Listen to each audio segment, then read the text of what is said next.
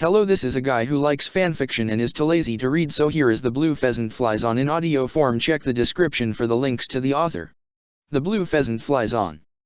Chapter 1, Not Quite Dead. Punk Hazard. Two very tall men stared at each other from across the remains of the island that had been designated their battlefield. One man had curly black hair and a long face compared to his opponent's square jaw and short hair. The curly-haired man had a series of extreme burns that covered the right side of his body from his waist up to his neck and was missing his left leg from halfway up his thigh down, which had been replaced by a nice prosthetic. The short-haired man was bleeding profusely from the right side of his face and neck. The two were panting in exhaustion from the 10th day in their battle to the death. Around them the very nature of the island had changed so that half of it was a burning wasteland and the other half was a frozen mountain range just from the intensity of their powers. The curly-haired man was unable to support himself any longer and collapsed to the ground. He limply rolled over and looked up at the face of the man that had defeated him. He took satisfaction at the damage he had managed to inflict on the older man. "It appears that you win, Fleet Admiral Akainu," he mocked while struggling to breath.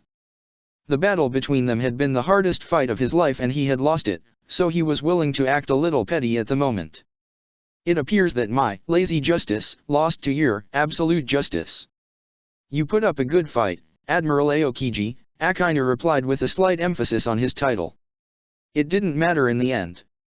Akainu himself was both stronger and had the advantage over Aokiji's ice powers. If the man was only able to match Fire Fist Ace's fire powers, then he had no chance against Akainu's own magma powers that had burned the aforementioned fire user. "But you have lost.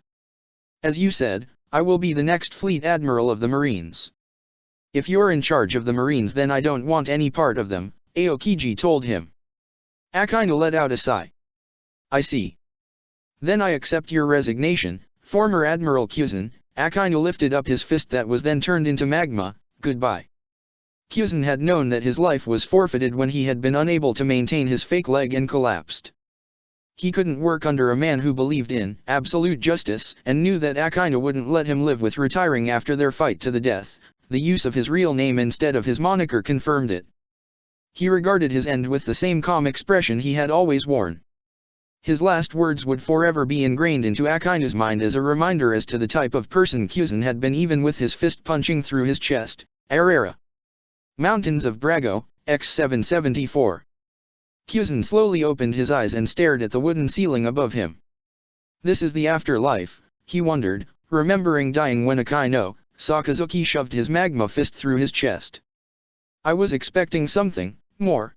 While Pheasant wasn't a religious man by any definition, he had still been expecting something more extravagant than the small wooden hut he apparently was in when he died. At least, if he wasn't immediately reincarnated. The opinions on what happened after death varied depending on who you asked, and he had long ago given up on actually learning the truth. Unless he had managed to come across someone who had eaten a devil fruit that let them know the truth of what came after death and he actually remembered to ask them for the information, he wouldn't worry about it.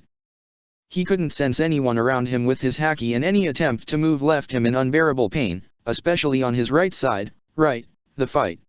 A quick examination with his left hand revealed that someone had apparently found him in his injured state and had bandaged his wounds. But who could have done that? Judging by what he could sense of the weather, he was on the frozen section of Punk Hazard, but the island had been uninhabited when he and Sakazuki had started their fight, and even if someone had been able to avoid their detection they would have surely died or been exposed during their 10-day death match. Pheasant then felt 3 people show up within his haki's range, but he must be mistaken.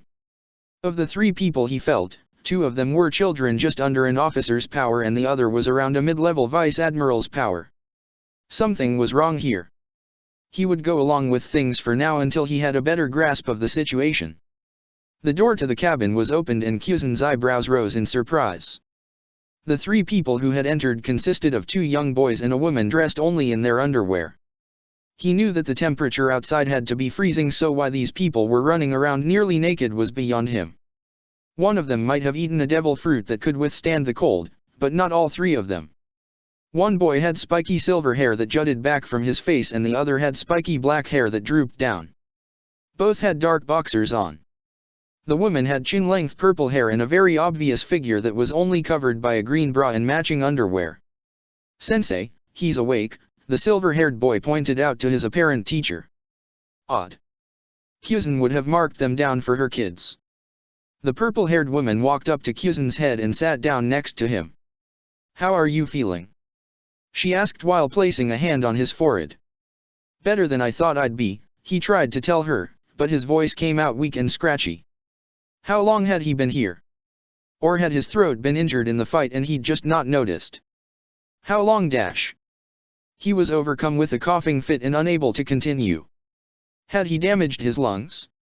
You've been here for a little over a week. We found you in the mountains covered in horrific burns while training, she informed him. She turned to the kids. Gray, grab him a drink. Leon, get some more bandages. The dark-haired kid went to the sink, so he had to be Gray, and the silver-haired kid must have been Leon then. Good to know.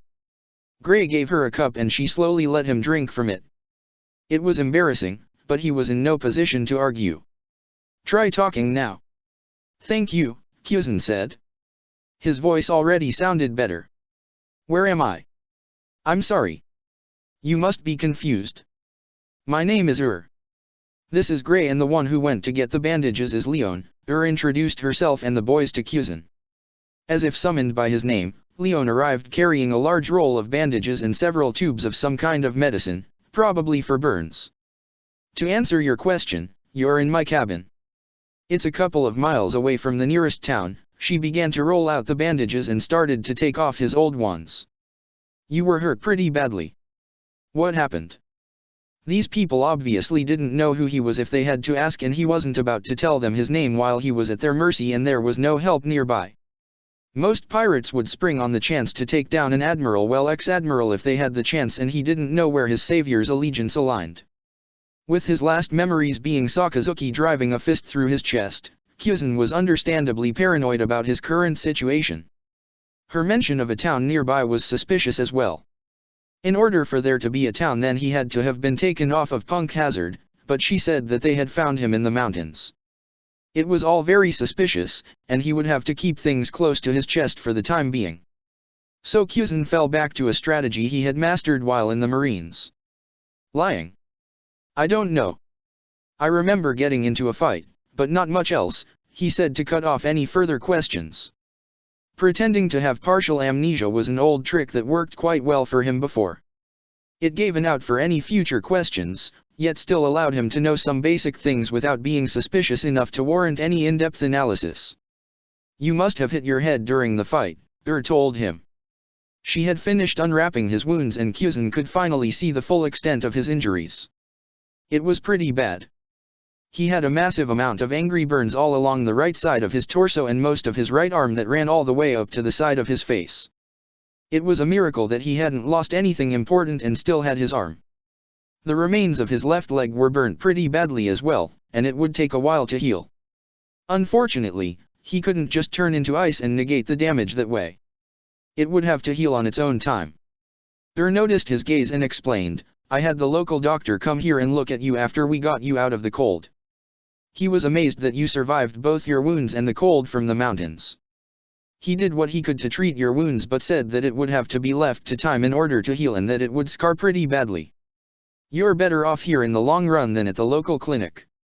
Pheasant let out a grunt. He had been expecting that and thought that he had actually gotten off pretty lightly. He only lost one leg and his devil fruit would make that no problem at all. Something that she said was off though. Why would I be better off here? Was she a doctor? And if so, then why was she training out in the middle of the snow without her clothes on? And why would she have called for another doctor in the first place? Didn't say anything at first and just held out her hands over his wounds. A blue glow surrounded them and formed a seal in midair before a thin sheet of ice formed over it to help with the swelling. Pheasant stared at her in shock as the ice formed over his body. Because I'm an ice mage, she told him with a small smile at the shock on his face. Now what was your name? Pheasant's mind refused to process what he was seeing. It shouldn't be possible, couldn't be possible. He numbly answered her question while he was preoccupied with comprehending what was happening before him. He did retain enough sense to not use his more widely known moniker of Aokiji though. Pheasant. 1 week later. Pheasant was finally able to sit up in his bed and was currently alone in the cabin while and her disciples were training in the snow again. The swelling from his wounds had gone down and they only hurt whenever he tried to move them too much. For now he was keeping them in an ice cast so he wouldn't aggravate them. After Ur's reveal of her powers, Pheasant had cited still being tired and she had quickly dressed his burns and ushered the kids out. He had immediately attempted to use his powers and discovered that they were still functional. He had even broken off a toe in order to make sure that he could still regenerate. Later, when she had given him dinner, fully dressed in a light-colored jacket, black pants, and a dark tube top, Pheasant had questioned her on how she was able to use ice like that.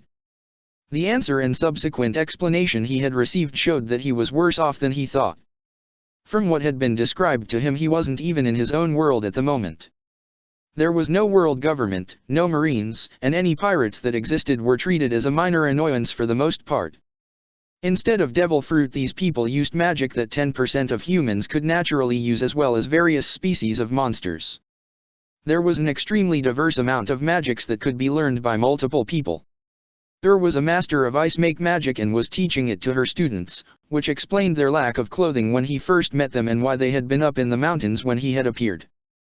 This world apparently had literal demon as well, and one of them was nearby and had killed both Gray and Lion's parents. Hence, why they were with her.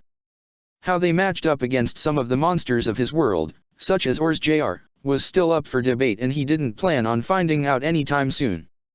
The amount of time it was taking him to heal was becoming increasingly frustrating. And her students had become more comfortable around him and were asking him questions to help him recover his lost memories. He had been using half-truths and vague wording in order to satisfy them, but it wouldn't last. Had been shooting him second glances after some of his answers but had thankfully refrained from saying anything for now. It was only a matter of time until she confronted him about it though, and he wanted to be gone before she reached that point. The only things that they knew about him was that he was in his late 40s, was an ex-soldier, and wasn't from around here. One of the more difficult things to explain had been his height. Back in his own world there had been nothing out of the ordinary with being just under 10 feet tall. With giants and dwarves running around, the Grand Line height never really played a factor. However, here it was extremely out of place with over 6.5 feet being well above the average. He had ended up hand-waving his height due to a lack of memory but doubted that it was the last he would hear on the matter. Pheasant looked down at his injured hand and flexed it, wincing slightly. But even if he left, where would he go? He was a stranger from a different world with only basic knowledge of how the one he was in now worked. He had joined the Marines when he was younger in order to protect people and stop pirates from rampaging. Even after he had seen the horrors of what the world government was willing to do and that not all pirates were evil, he had stayed in order to rise up in the ranks and become strong enough to follow his own justice without repercussions. He may have never shown any ambition after reaching Admiral, but that was because he was satisfied with Sengoku's rule and didn't see any need to improve. Pheasant thought that he had shown plenty of ambition when he had fought Sakazuki for the title of Fleet Admiral. From what he could tell, there wasn't really a need for anything like that here. Most of the guilds or the Magic Council that had told him about took care of threats like that. For now, he was stuck and had nowhere to go or a goal to achieve. He sensed the return of the Ice Mages. Pheasant sighed. He would have to wait a little longer before making a move. 1 month later, Pheasant was finally able to move his right arm and side without suffering from too much pain and had started to begin light exercises in order to help his body recover from both its injuries and the time he had taken to heal, under the heavy supervision of of course. She had threatened to finish what Sakazuki had started if he ended up hurting himself by overdoing things and ruining all of the work she had put into healing him. She had even gone as far as to make a prosthetic leg with her magic to help him walk around. It caused him to limp while he used it, and Pheasant could have used his devil fruit powers to make a better leg, one that could bend while he moved and essentially replace what he had lost, but he wasn't willing to show off his powers at the moment. They would cause more problems than he could or was willing to afford, especially with the two kids. One was obsessed with revenge and the other worshipped her as if she was the pinnacle of power. He had seen many people that had gone down those paths, pirates and Marines alike, and it usually ended badly. For now, he was forced to be satisfied with practicing while they were away. He was currently dressed in heavy clothes that had modified to fit his large frame. His old clothes had been reduced to tatters and thrown away, and none of the ones sold had a chance of fitting him. He had been grateful for her assistance and used the time she was sewing and the kids were asleep to ask her more about the world and magic. He learned many things from her about how things worked here and would be forever grateful for that. This world seemed to work under the theory of a more relaxed justice than the Marines. The judges and rules varied by country and, while the death penalty existed, it was used a lot less often. Overall, Pheasant preferred this world's form of justice over his old world's. He found it closer to his lazy justice. He once again picked up the approaching presence of and her disciples back from their grocery shopping in town. She wasn't willing to leave the kids alone with him, whether because she thought that he would bother them or vice versa, Pheasant didn't know. Something was wrong though. Gray was moving faster than the other two and it appeared as if they were chasing him. Pheasant shrugged his shoulders and returned to the cabin. If it was important, then he would learn about it soon enough. This was worse than Pheasant would have guessed. Instead of another one of the little spats he had figured that Gray had gotten into with either or Leon, the boy was on a warpath over that Deliara demon had told him about earlier. He had barged right in and immediately started to gather up his things with the intention of leaving permanently. Had tried to stop him, of course, but he wouldn't be swayed. They were currently shouting at each other loud enough to be heard over the snowstorm that had started shortly after their return. I am going to kill Deliara. There's nothing you can say to convince me otherwise. Gray declared while heading for the door, dressed for the cold in a white jacket. Deliara is too strong for you to face. Shouted back.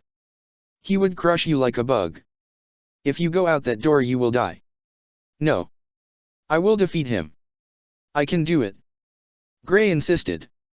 He threw open the door and prepared to step out into the storm. Stop. You can't defeat Deliara, Gray. You're not good enough, yet. Told him. Gray stood in the doorway and refused to face her. Shut up. You don't know anything, he told her in a much lower volume than he had been using previously. This didn't last for long and he spun around to glare at her with an ugly look on his face. It contained all of the hatred that had been stewing inside of him since Deliara had taken everything away from him. I'm going to avenge my mom and dad. You got something to say about that? Saw that he was serious and delivered an ultimatum, if you walk out now then I'll expel you. Gray had stayed with her to gain power and she hoped he wouldn't be willing to give that chance up at the moment. Gray didn't even hesitate as he turned to leave. Sounds good to me. His response shocked her and she wasn't fast enough to catch him as he began to sprint out into the storm. Gray. She called after him to no effect. Gray carelessly plowed through the freezing wind and snow with his head down. If I die then it's your fault for not teaching me a more powerful magic.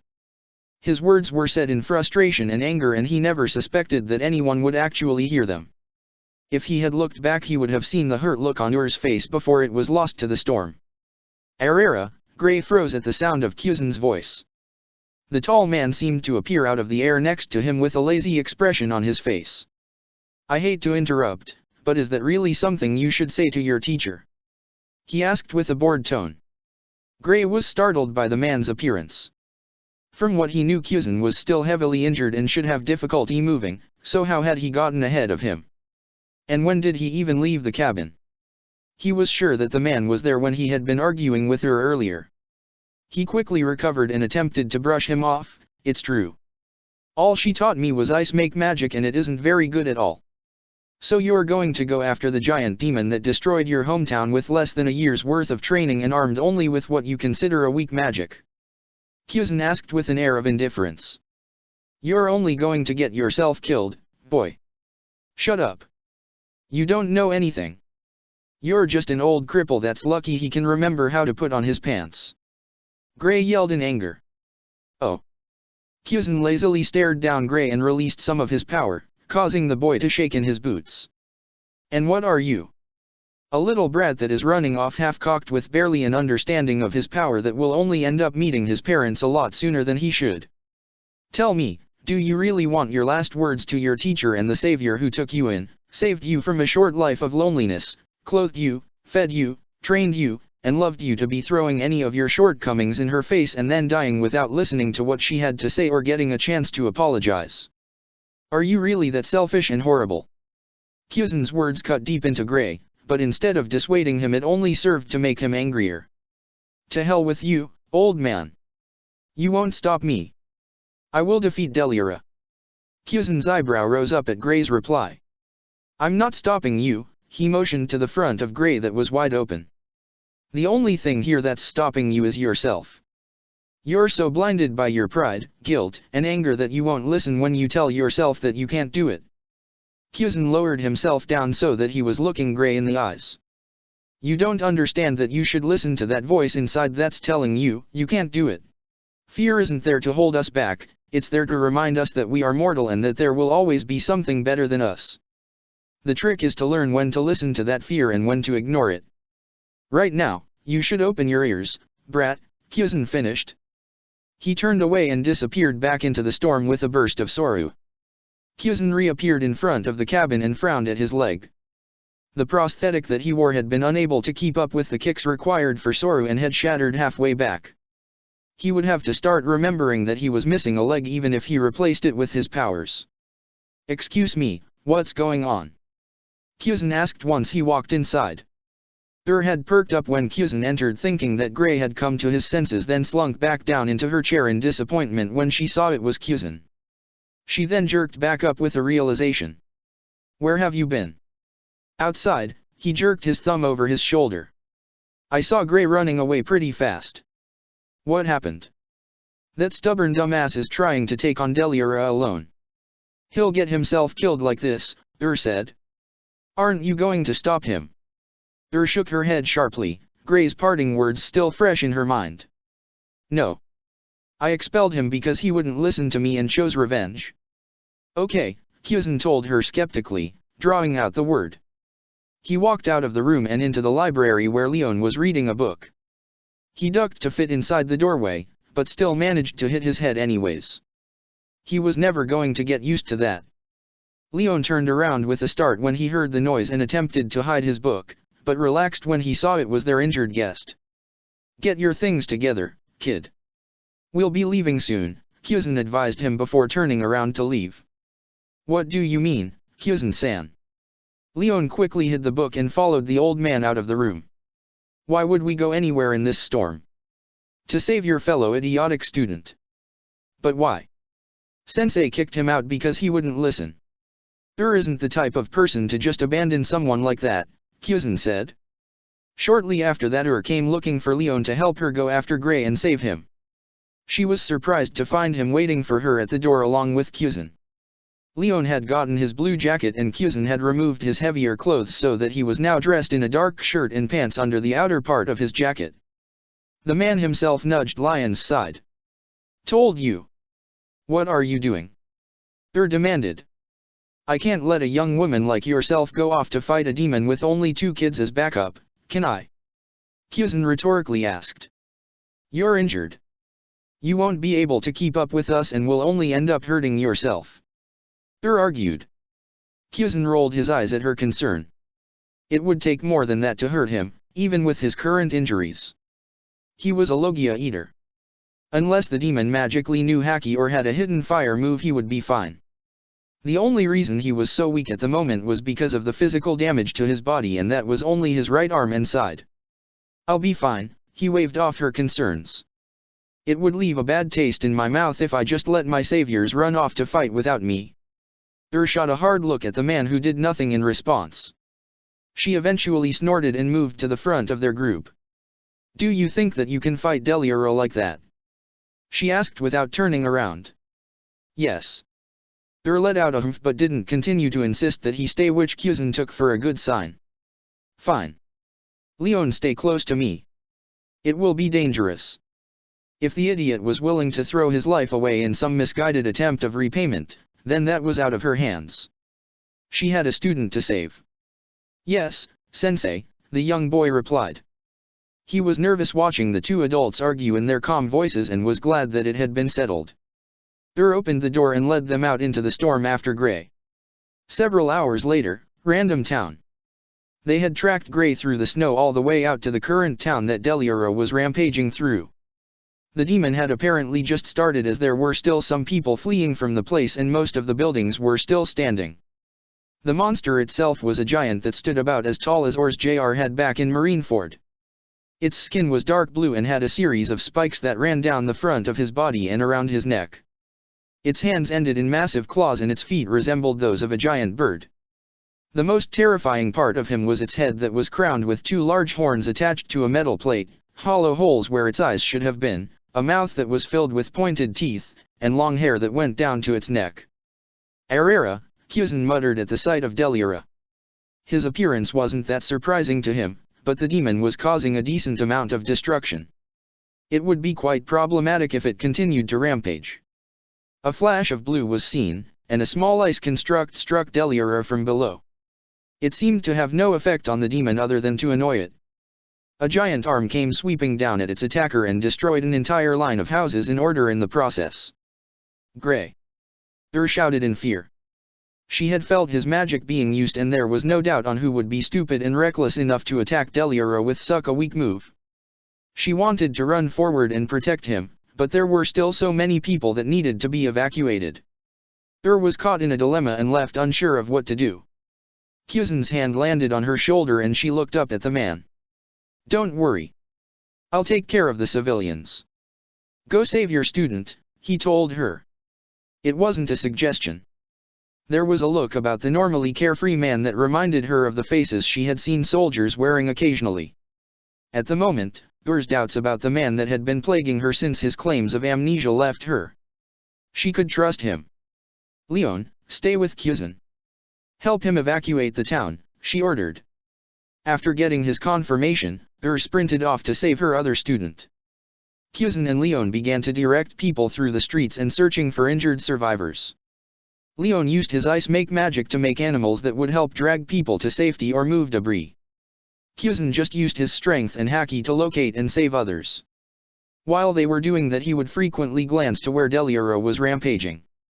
The demon apparently possessed a magical beam that caused giant pillars of flames to appear everywhere it hit, and it was a long beam. It was quite obvious why Delira was so feared and how it easily destroyed towns in hours. It was quite worrisome to Pheasant. He was made out of ice and couldn't be harmed physically by the beam, but if that thing hit him then the flames would kill him for sure. Giant constructs of ice would frequently appear only to be destroyed quickly after. They seemed to do little damage to the behemoth, and from what Pheasant could tell, was working more to distract Delira than actually fight it. He would have to hurry up if he didn't want to let her die. Finally, sensing that all of the living townspeople had left, Pheasant went and found Leon. The silver-haired boy was panting slightly from using so much magic but was otherwise fine. The pair quickly traveled through the rubble of the town and came across the still fighting Ur. It appeared that she had been distracting Delira so that he wouldn't finish off the unconscious Grey. Pheasant quickly assessed the situation and began to form a plan. "Leon, protect Grey. Make sure that Delira doesn't notice you." Leon noticed the change in Pheasant and immediately went to follow his orders. The former Marine then rushed forward to assist Ur. Ur panted heavily while down on the remains of her right leg. She had gotten caught up in Delira's last attack and had lost it, along with sustaining a head injury that caused blood to flow into her eye.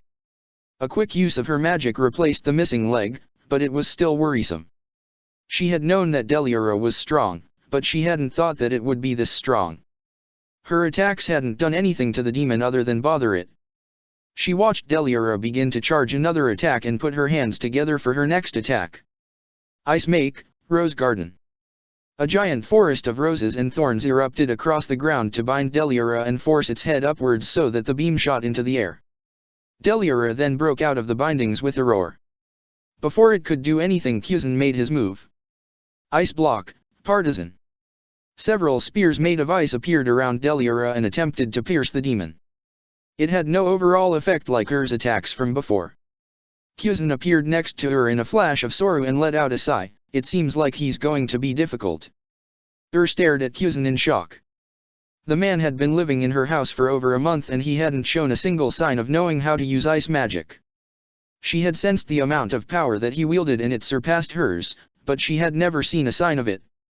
She had felt something whenever she got within a certain distance of her home, but that had been it. She had always assumed he was either too injured to use it, he used a type of sensing magic, or that he was a holder-type mage and had lost the magic item he normally used in his fight. She understood what he had done now. His magic was the same as hers and her students', so anything that he did while she was away would just be contributed to either Gray or Leon if she found it. She couldn't even be sure that the leg he had been using was the one she made or if he had swapped it out earlier. Pheasant noticed Ur's state and spoke up, "The citizens are evacuated, and I saw that you were having a hard time, so I stepped in." He never took his eyes off of Deliara while remarking about her depleted magic power and lack of a right leg. It wasn't as bad as his, but a missing leg was a missing leg. Pushed all of her questions and doubts aside. When someone was willing to help you fight a demon that hadn't been taking any damage from your attacks, you didn't question their motivation. Accusations could be flung around if they made it out alive. "Thanks. But you have a lot of explaining to do after this," she warned him. Deliara prepared to fire another beam and the pair chose to dodge it instead of deflecting it. "What can you tell me about him?" Pheasant asked. With his lack of knowledge on magic, he wasn't willing to take any chances.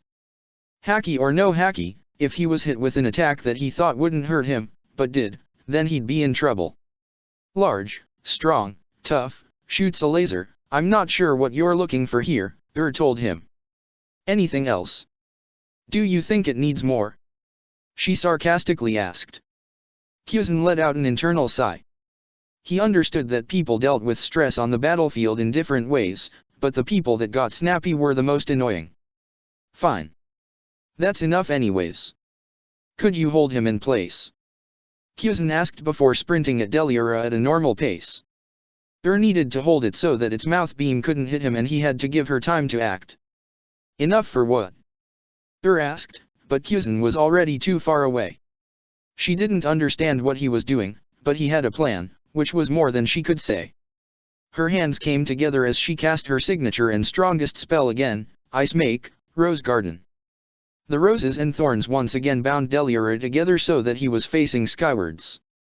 Pheasant used that moment to soar closer, but was running low on magic and her attack wasn't as strong as last time. Pheasant sensed what would happen and shifted to ice right before the demon burst out of its bindings and swiped a hand through the Logia Eater. Watched in horror as her ally was seemingly obliterated in front of her along with her ice. That had been their best shot and it was casually destroyed by Deliara. Her best chance now was to find Leon and Gray and then run. She turned to look for the boys only to find that Leon was standing behind her while holding Gray. Quickly recovered and started to walk towards them. "Leon, perfect. Give me Gray and make us something to get us out of here. We need to leave while Deliara is distracted."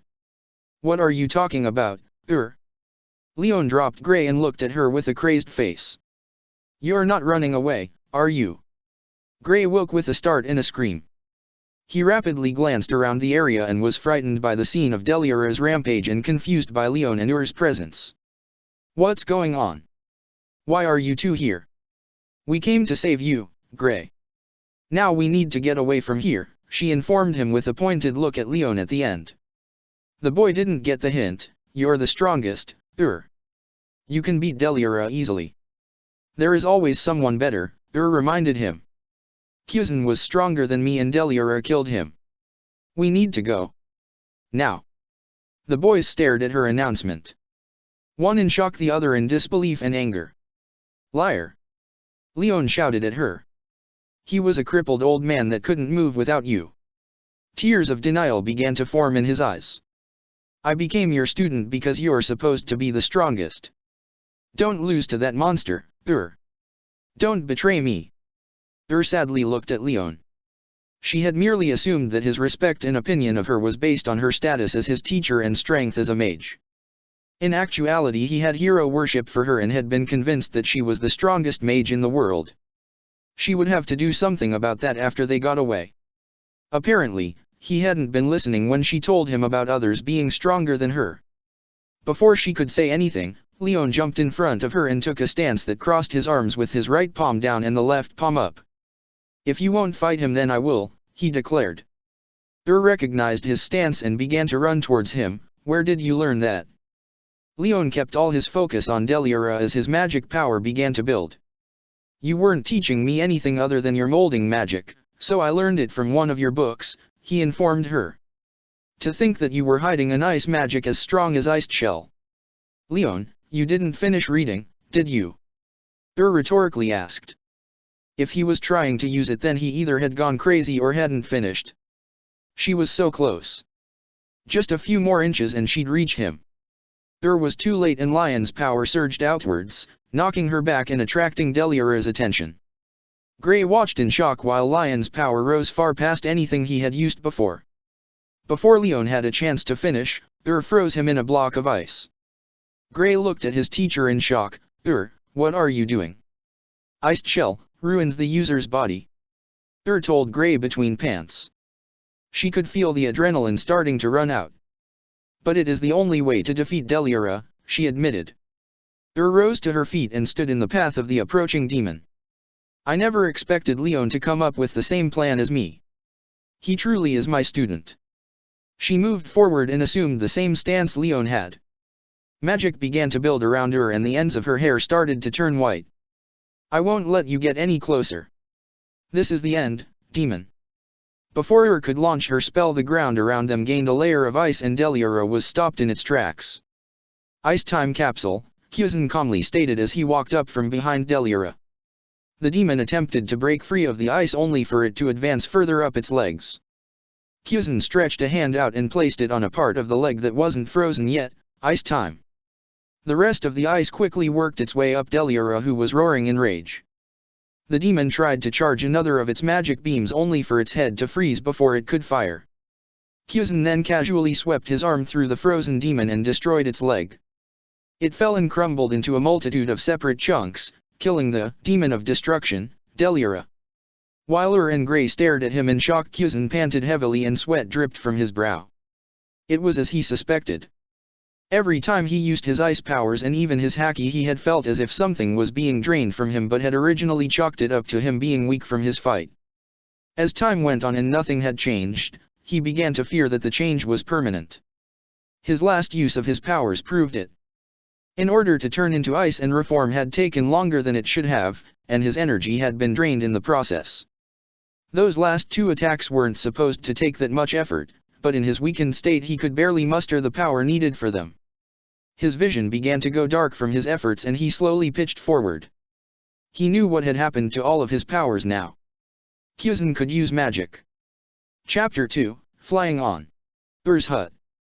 Pheasant opened his eyes to find himself staring at a familiar wooden ceiling. He was momentarily confused until his memory came rushing back to him. Gray leaving, helping and Leon go after him, Delira destroying the town, revealing his powers. Shit.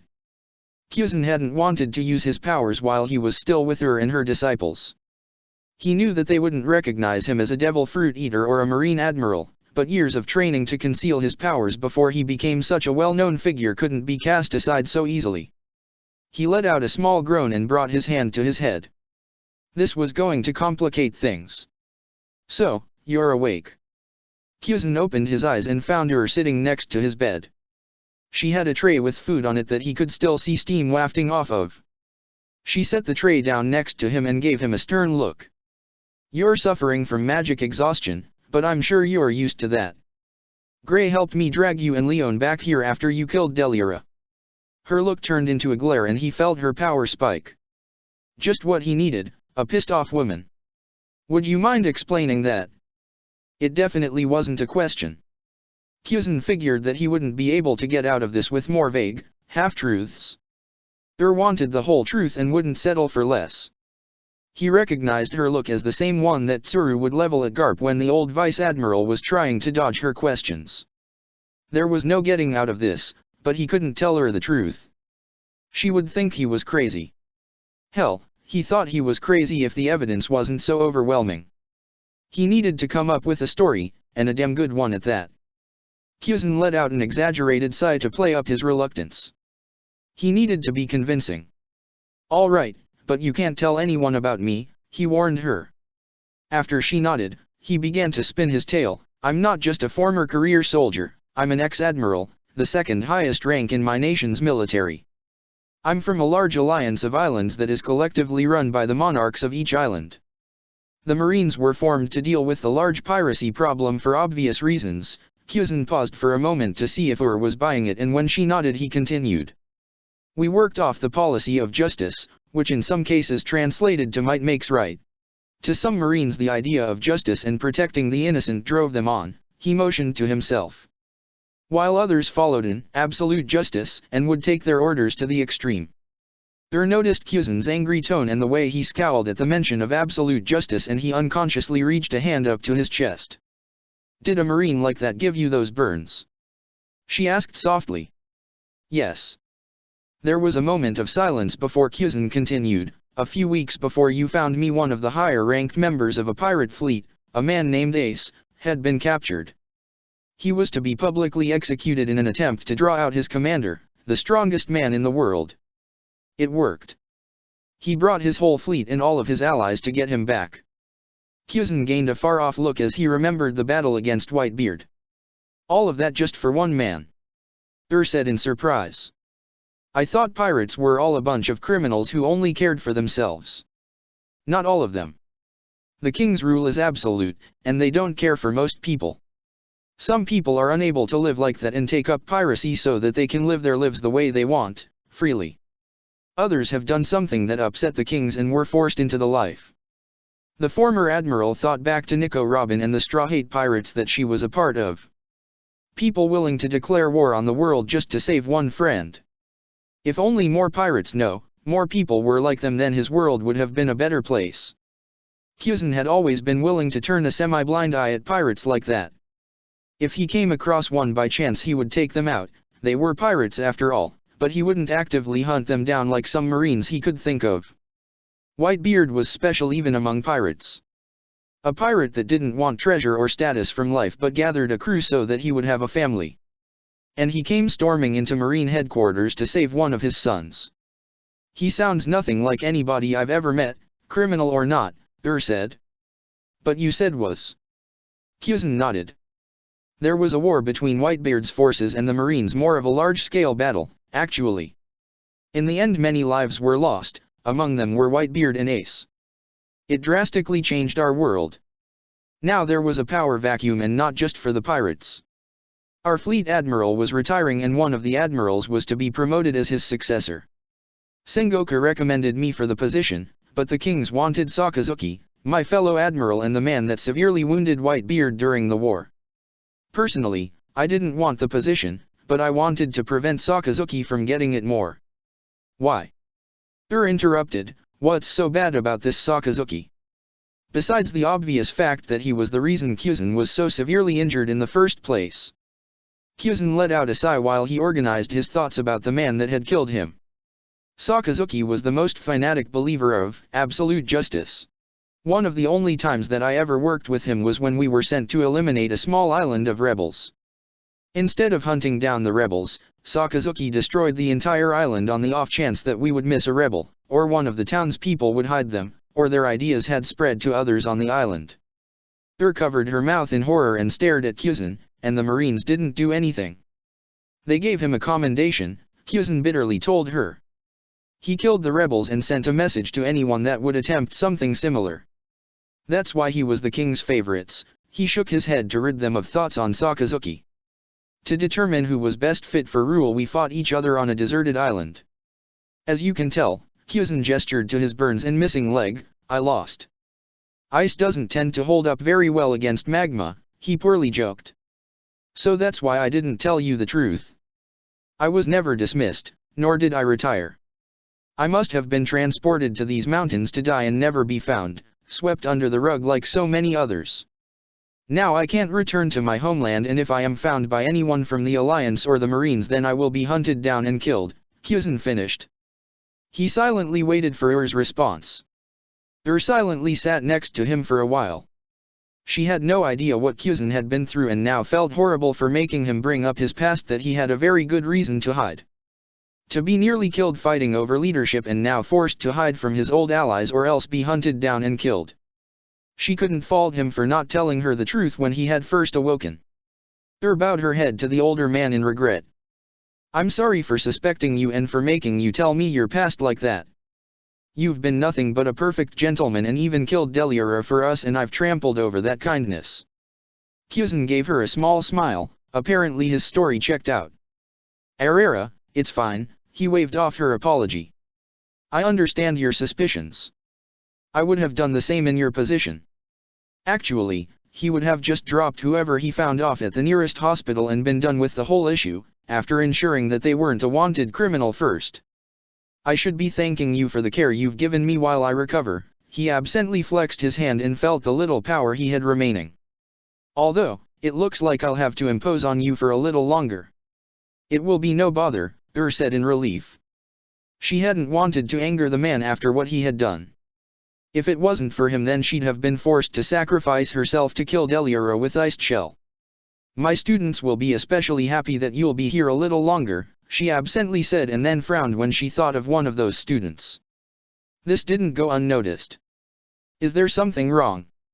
Pheasant asked. Let out a tired sigh. It's Leon. During the fight against Deliora, he wouldn't listen to me when I told him that we had to retreat. When he requested to train under me, it was because he knew I was strong, so he wanted to become the strongest. He had the misconception that I was the strongest because of that, and when I told them that we were retreating from Deliora, he couldn't accept that.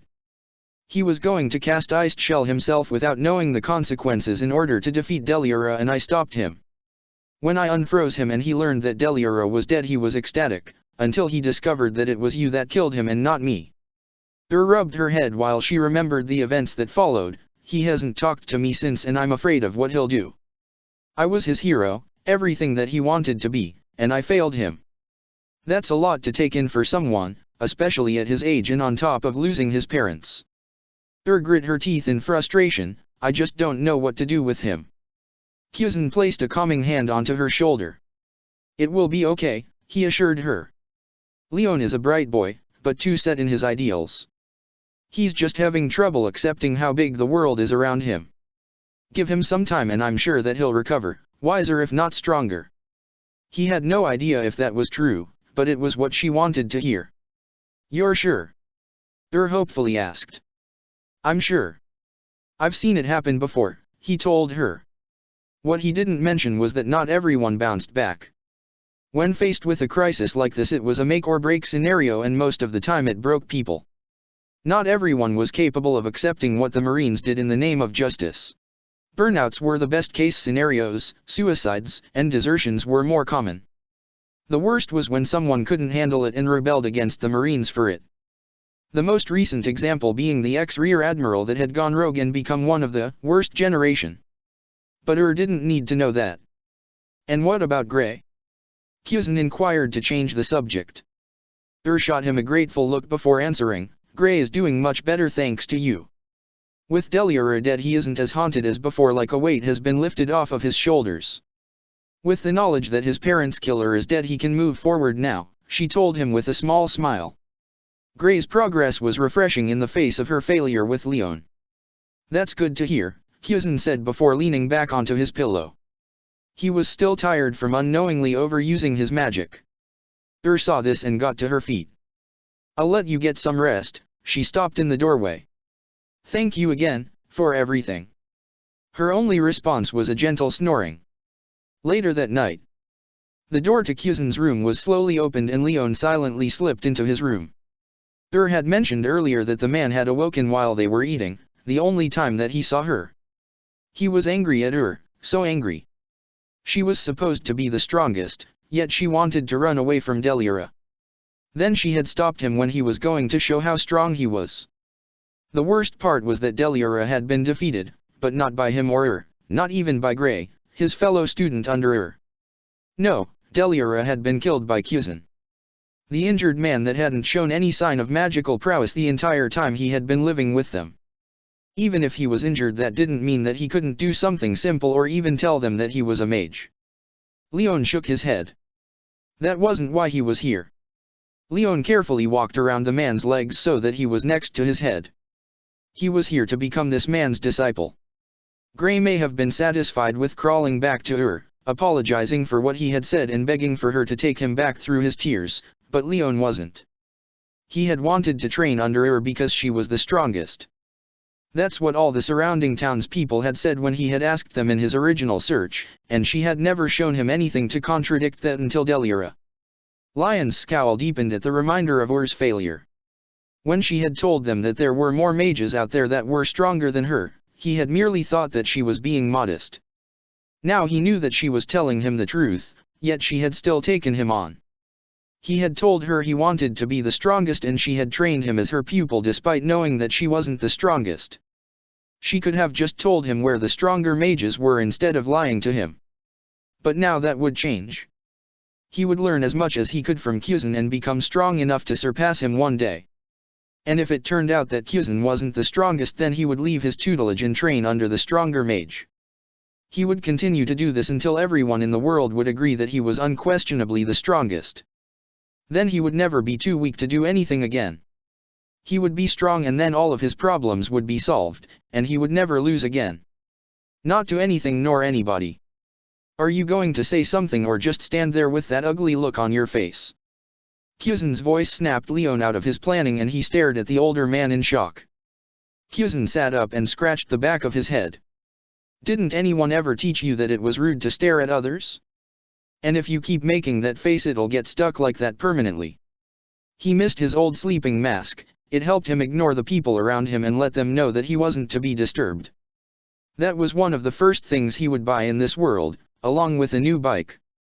Leon flinched at the insult and stopped scowling. He had been sure that Pheasant was asleep and that he hadn't made any noise when he snuck in. This just further proved that Pheasant was strong in his mind. I want you to teach me. He blurted out a little louder than he wanted. And Gray were still asleep in the other room and he didn't want them to know what he was doing. No, Pheasant told him before rolling over and trying to go back to sleep. Leon stared at him in shock. He had known that there was a chance that he would be rejected, but not in such a dismissive manner. Pheasant didn't even look him over or consider it before denying him.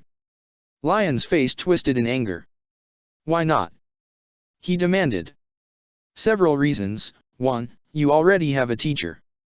2, I can't teach you anything that she can't. 3, and most importantly, I don't want to teach you, Pheasant listed without even looking at Leon. Leon bristled in indignation. You're not my teacher anymore. She was supposed to be the strongest, but she ran away from Delira. But you didn't. You fought Delira and you won. That doesn't mean that I'm the strongest, kid, Pheasant told him. He had to nip this hero worship in the bud before it became a problem. And that's a poor reason to abandon her just because she wanted to keep you and Gray safe. He turned over and leveled a hard look at Leon. You're weaker than Gray, and much weaker than her. She's strong, stronger than most people you'll meet, and she still lost a leg to Delira. What do you think you could do? I'll answer that for you, get killed. Leon flinched again and Pheasant internally smirked. Leon wasn't too far gone, he could still be taught. Look at me, why am I in here? Because I fought somebody stronger than me and lost. There will always be somebody stronger than you, faster than you, better than you. What you need to do right now, kid, is learn to accept that and move on. Listen to your teacher, she knows what she's doing. Take your time to live your life and grow stronger naturally. I'm nearly 50 years old and I was never as strong as her is at her age.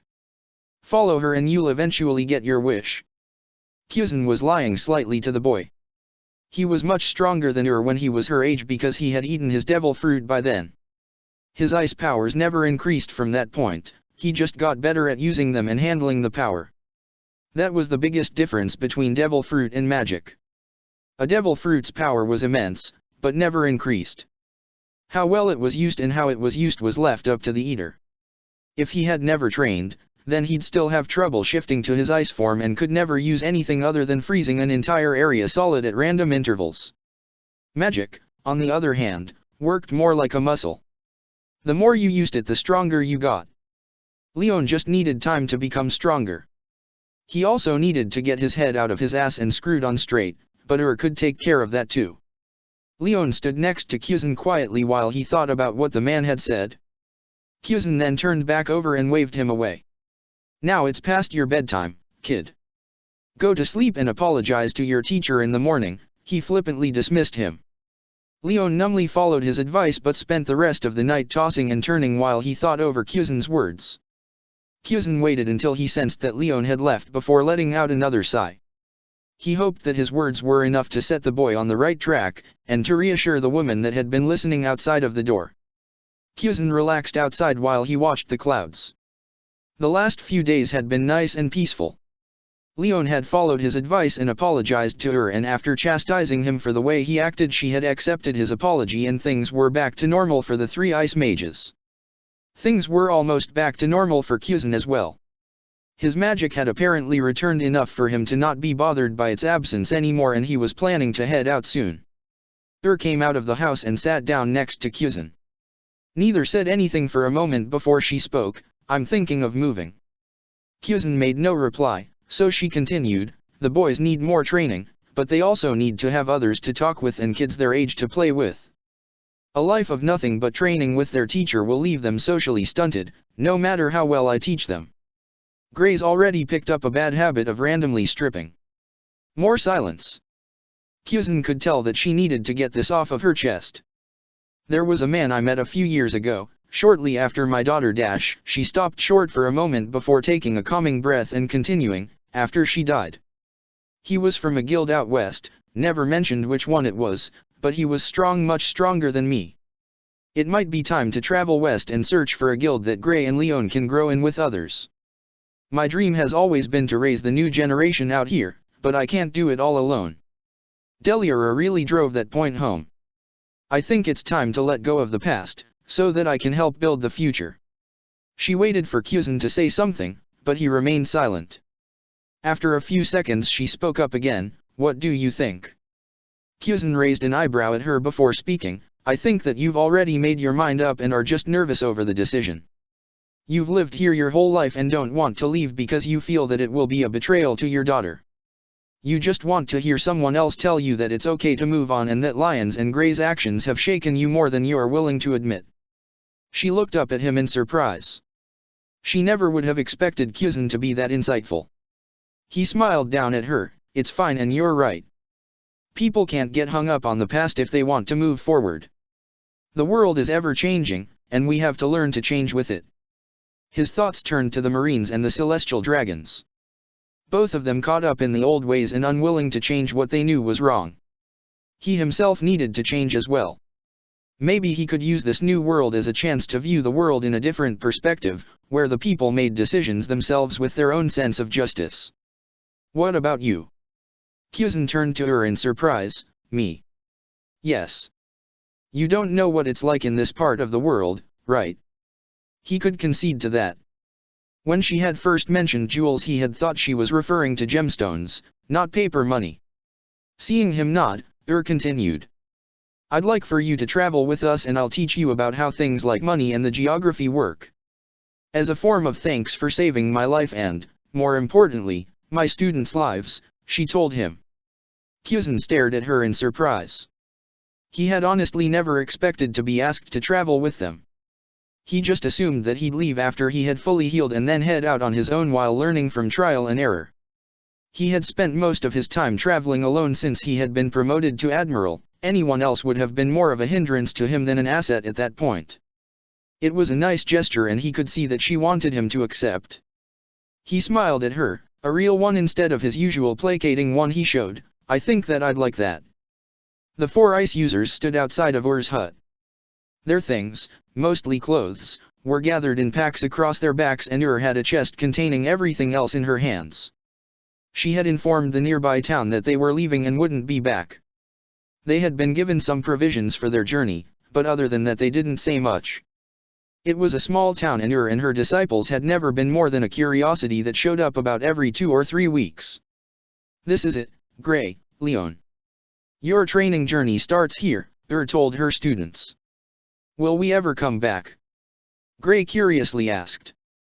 "Maybe one day, but not anytime soon," she sadly told him. While her students only had memories of their training, Ur had memories of most of her life here. But it was time to move on and live in the present away from the past. It would never leave her, but it wouldn't hold her back either. She turned and started to walk away with a sad smile on her face.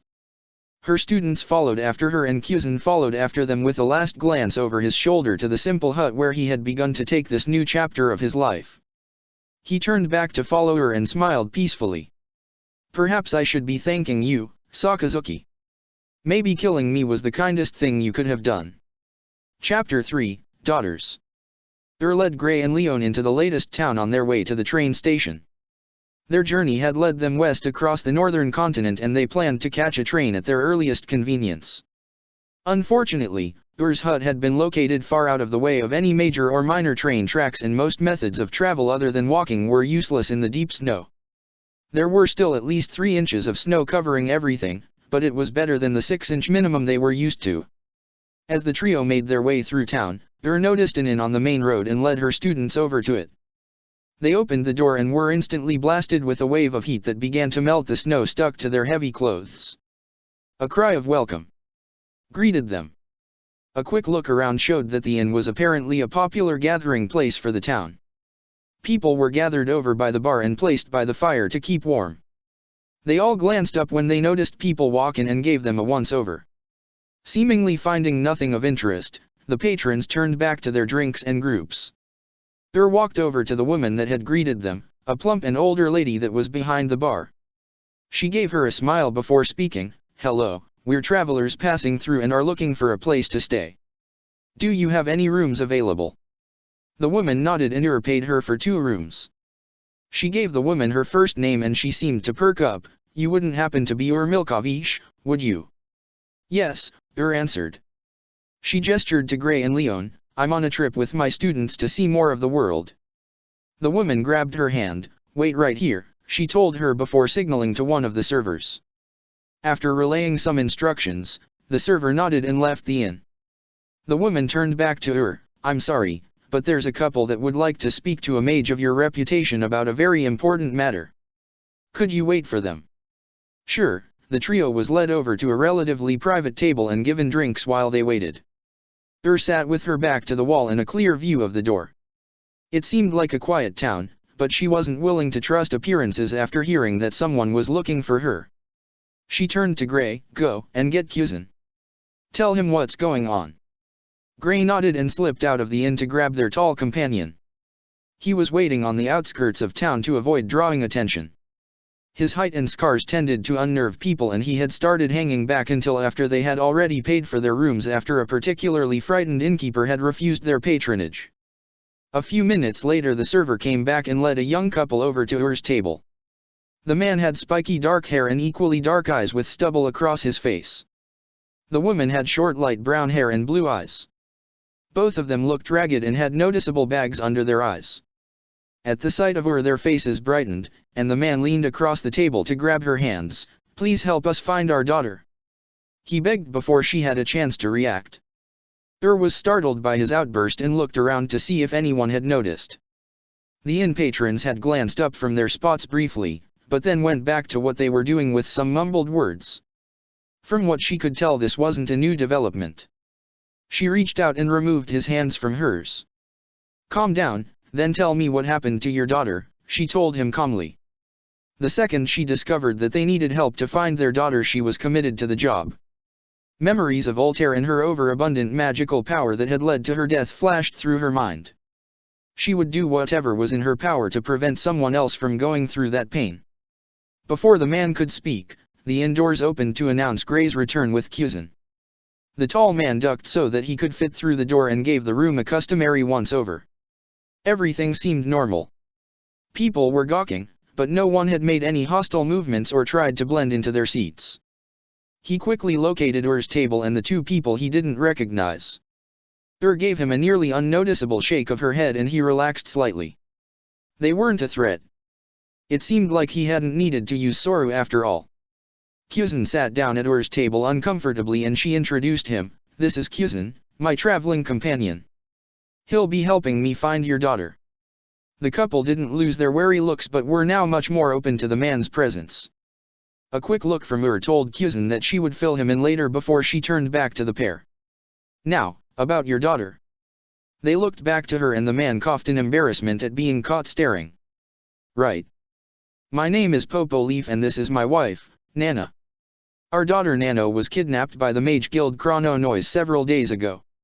We tried to go to the authorities, but they threatened to hurt her if we did." Popo's hands clenched until his knuckles went white. "Even if we did, Chrono Noise is a legal guild and it would take days for a representative from the council to reach here and investigate. Nana reached across to grab his hand and he composed himself before continuing, "You're supposed to be a really strong mage, on par with the 10 wizard saints, right?" Popo bowed his head. "Please save our daughter. We're begging you." Put her hand on his shoulder and got him to look at her. "Of course we'll save your daughter. Do you have a picture of her?" Nana nodded and reached into her pocket before bringing out a photo. It showed her and her husband with a young girl that had light brown hair and dark eyes. "This is the most recent picture we have."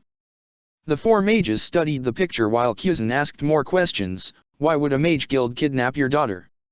It didn't make much sense to just snatch a random child off the streets unless it was for a ransom. Even then, the pair in front of him didn't look like they were rich and neither of them had said anything about a ransom. Nano is a natural magic user.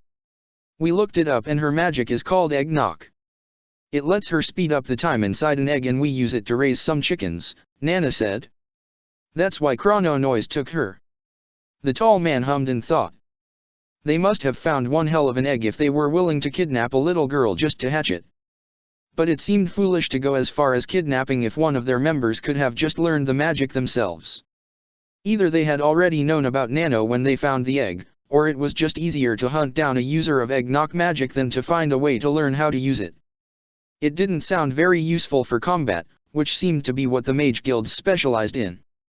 Do you have any idea where their guild is? Asked after returning the picture. Popo nodded. Their guild is set up about a 2-day journey into the forest to the east of here. I can point it out on a map. Gave him their map and he circled a portion of the forest. There. That's where they've taken Nano. Rolled up the map.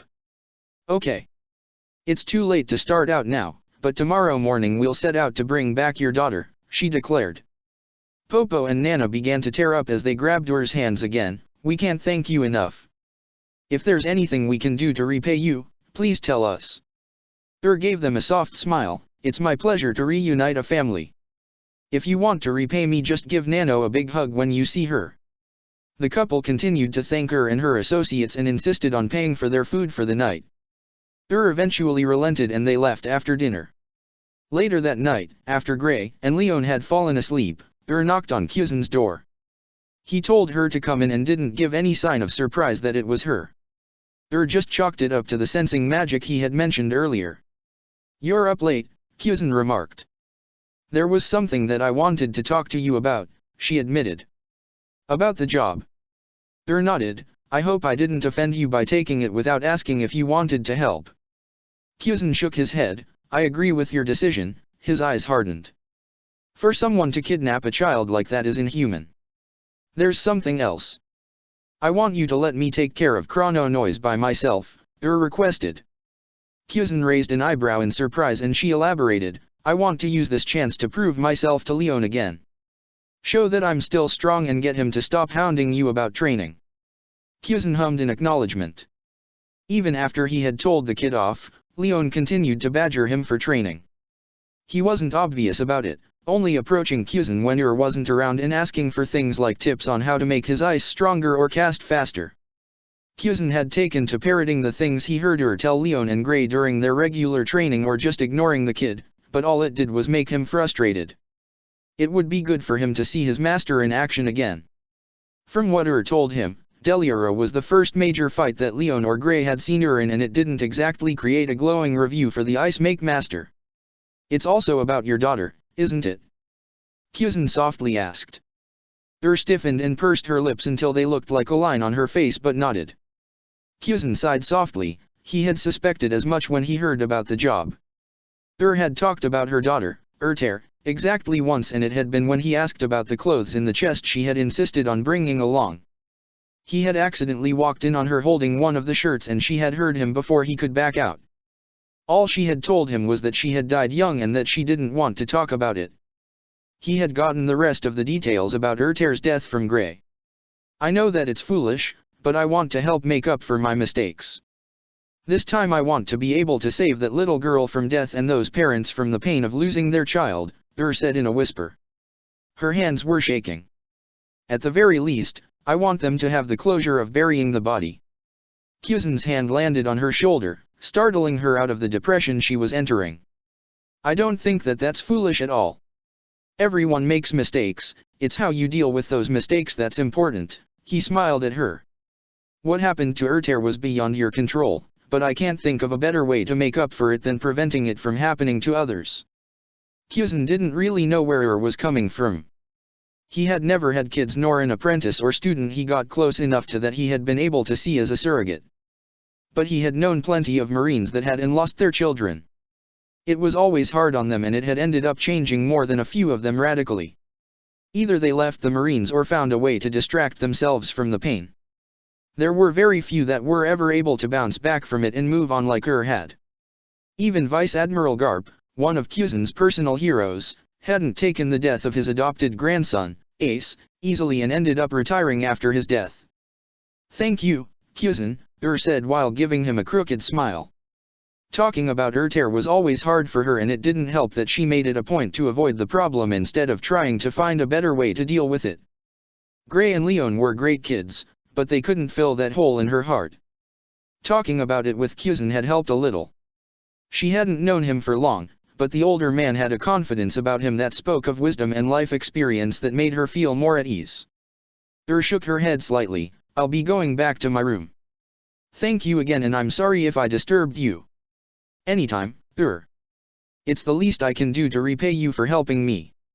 "I think that debt has been cleared already," she replied with a tap against her prosthetic leg. "Good night, Pheasant." "Good night, It had taken them 2 days, but the 4 ice mages had managed to find their way to the Chrono Noise Guild thanks to Popo's directions. They were currently scouting out the area to see if there was a way in other than just kicking in the front door. It wouldn't do if Nano was taken hostage or they were surprised and the guild turned out to be filled with a bunch of mages that only used fire magic. The guild was made of 3 different layers and seemed to be armed with cannons on the second layer. They couldn't see any guards by them, but it would be foolish to assume that they were unmanned. Other than that, there was only one entrance into the guild that also appeared to be unguarded. Either the master of Chrono Noise was an overconfident idiot or he had some hidden traps around the entrance. Pheasant was going to lean to the latter option. They ducked back behind the hill they were using for cover and outlined her plan. "Pheasant will freeze the outer cannons and I'll take care of any traps by the entrance. Gray, Leon, you two are to stay back, no arguing. We aren't sure how strong these guys are and I'm not going to let you two risk your lives until I'm sure that you'll be fine." The 2 boys grumbled but appeared to be listening to their master. Pheasant nodded his acceptance of the plan and disappeared with a burst of sorrow. He wasn't sure how strong his powers were now that they had been converted to magic, but he was still confident that he could have flash frozen the entire guild at once. However, it was Ur's show and she wanted to impress her wayward student. Also, it would be pretty embarrassing to attempt to freeze the guild and find out that he couldn't do it without draining all of his magic like with Delira. Waited until Pheasant began to freeze the cannons before heading down towards the guild's entrance. She cautiously approached and confirmed that there were no guards on lookout. With a wave of her hands, the entrance tunnel was swiftly coated in a layer of ice. Any traps that had been set were now neutralized. Gave the signal and Gray and Leon followed her down. They lined up behind her and the trio entered the guild. They quickly learned that the guild itself was a maze of hallways that seemed to go on forever. Surprisingly, they didn't encounter any guild members while they were wandering. Would have preferred them to run into someone by now so they could figure out how to get around this labyrinth they called a guild. Eventually they made their way to a large center chamber that had a giant black sphere in the middle of it. "Holy shit," Gray swore in awe. Absently smacked his head for his language even though she agreed with him. That thing was enormous. Suddenly the sphere began to bulge and the 3 mages dropped into ready stances. Nothing happened and they slowly inched around the sphere to see a large group of men standing on the other side and Nano kneeling in front of the sphere with a beam of white magic shooting out of her hands. Quickly made the connection between Nano's magic and the large black egg and prepped her magic. "Gray, Leon, get Nano out of here," she ordered before sending out a wave of ice that froze the Chrono Noise members to the floor and covered them up to their necks. One mage managed to avoid Ur's attack. He jumped out of the way and landed outside of her attack's range. He was an extremely short man who was balanced on top of 2 stilts and dressed in a strange jumpsuit that had a target in the middle of it, a large disc around his neck, and a tall hat that covered his entire head. The man seemed to be divided down the middle with black hair and a black eye on the right side and white hair and a light blue eye on the left side. You bitch. Do you have any idea who you're challenging? The short man yelled. I am the master of this guild, Nez booms. We've spent so much time hatching this devil's egg and you're wasting more of it. He punctuated his words by a barrage of orbs that surrounded her, full panorama bombs. The orbs exploded simultaneously and engulfed her in a cloud of smoke and flames. Nez smirked at the sight, but the smile was wiped from his face when the smoke cleared and revealed her standing unharmed behind her flower-shaped shield. His eyes narrowed in anger and he sent forth another wave of bombs that jumped over this time. Nez took the chance to launch himself at stilt ends first. Caught the end of the stilt with a raised brow and then froze the stilts. Nez jumped off the stilts before he froze as well and smiled at her, bomb stamp. A mark on hand went tick-tock before exploding. Nez's smile was once again premature as the smoke cleared again and he saw her shaking her hand in irritation. Damn, that stings, cursed. Little bastard had a mean magic. Actually, now that she saw him without the stilts she sniggered at him. I think you're shorter than my youngest student, she told him. Her words had the desired effect. Nez began to scream and curse at her and gathered up his magic to unleash another wave of bombs. Before he got the chance, grabbed him by the head and froze him solid. All of the mages stared at her in shock. Their master had just been taken down as if he was a child by this random woman that had just waltzed in like she owned the place. Looked down at Nez in confusion and disappointment. Is that really it? Aren't you supposed to be a guild master? She knew that she was stronger than the average mage, but, damn, that was just pathetic. She'd be willing to bet that Gray or Leon could have handled him single-handedly. With a shrug of her shoulders she dropped the frozen mage and called out to her students, Leon, Gray, never mind. I took care of them all. The students and child they were supposed to rescue stuck their heads out from behind the egg. They hadn't actually managed to get to one of the doorways yet, had taken Nez and his guild members down too quickly. Gray and Nano were looking at her with stars in their eyes. Wow, you're so strong and cool, Mage-sama, Nano gushed at her. That was amazing, Sensei. Gray agreed. Smiled at both of them and looked over at Leon. The boy squirmed under her gaze. I guess that was pretty great, he eventually mumbled. Smiled at him as well. It wasn't much, but it was better than nothing. Leon was still going to be a work in progress it seemed. So, what are we going to do about this? Pheasant's voice called out. They looked over and found him standing in front of the egg. What could even lay an egg this big? Nez called it a devil's egg, Nano hesitantly offered. The new guy was huge and slightly scary, but her saviors seemed to know and trust him. Arera, is that so? He muttered before stretching his hand out to touch the egg. We can't have it hatching then, can we? Ice quickly spread out from Pheasant's hand and covered the entire egg. With his other hand he punched the egg and shattered it into a jumbled bunch of ice shards. Well, that's one way to do it, muttered to herself before going over to Nano and crouching down. Hello, Nano-chan. My name's Are you hurt? No. How do you know my name? She suspiciously asked. They might have saved her, but that didn't mean that they were there to rescue her. The last week as a prisoner hadn't exactly inclined her to believe the best in random strangers. Your mom and dad sent us to save you. Nana and Popo from the nearby Cyclamen town, told her. A smile broke across Nano's face and she gave her a big hug. Thank you, thank you, thank you, the little girl sobbed into her shirt. The ice mage was shocked at first, then relaxed and returned her hug. It's okay now. You're going back home. Around her, the three males shuffled awkwardly. Pheasant grabbed Leon and Gray and they went around to free the mages from the ground so they could take them back into town. Gray made a large prison cart out of ice and they threw all the mages into it. Leon made a pair of horses and the ice users began the trek back into town. They made quite the sight walking back into town. 4 strangers that had been in the town for less than a day bringing in the local guild in a horse-drawn prison cart that was an ice sculpture brought to life.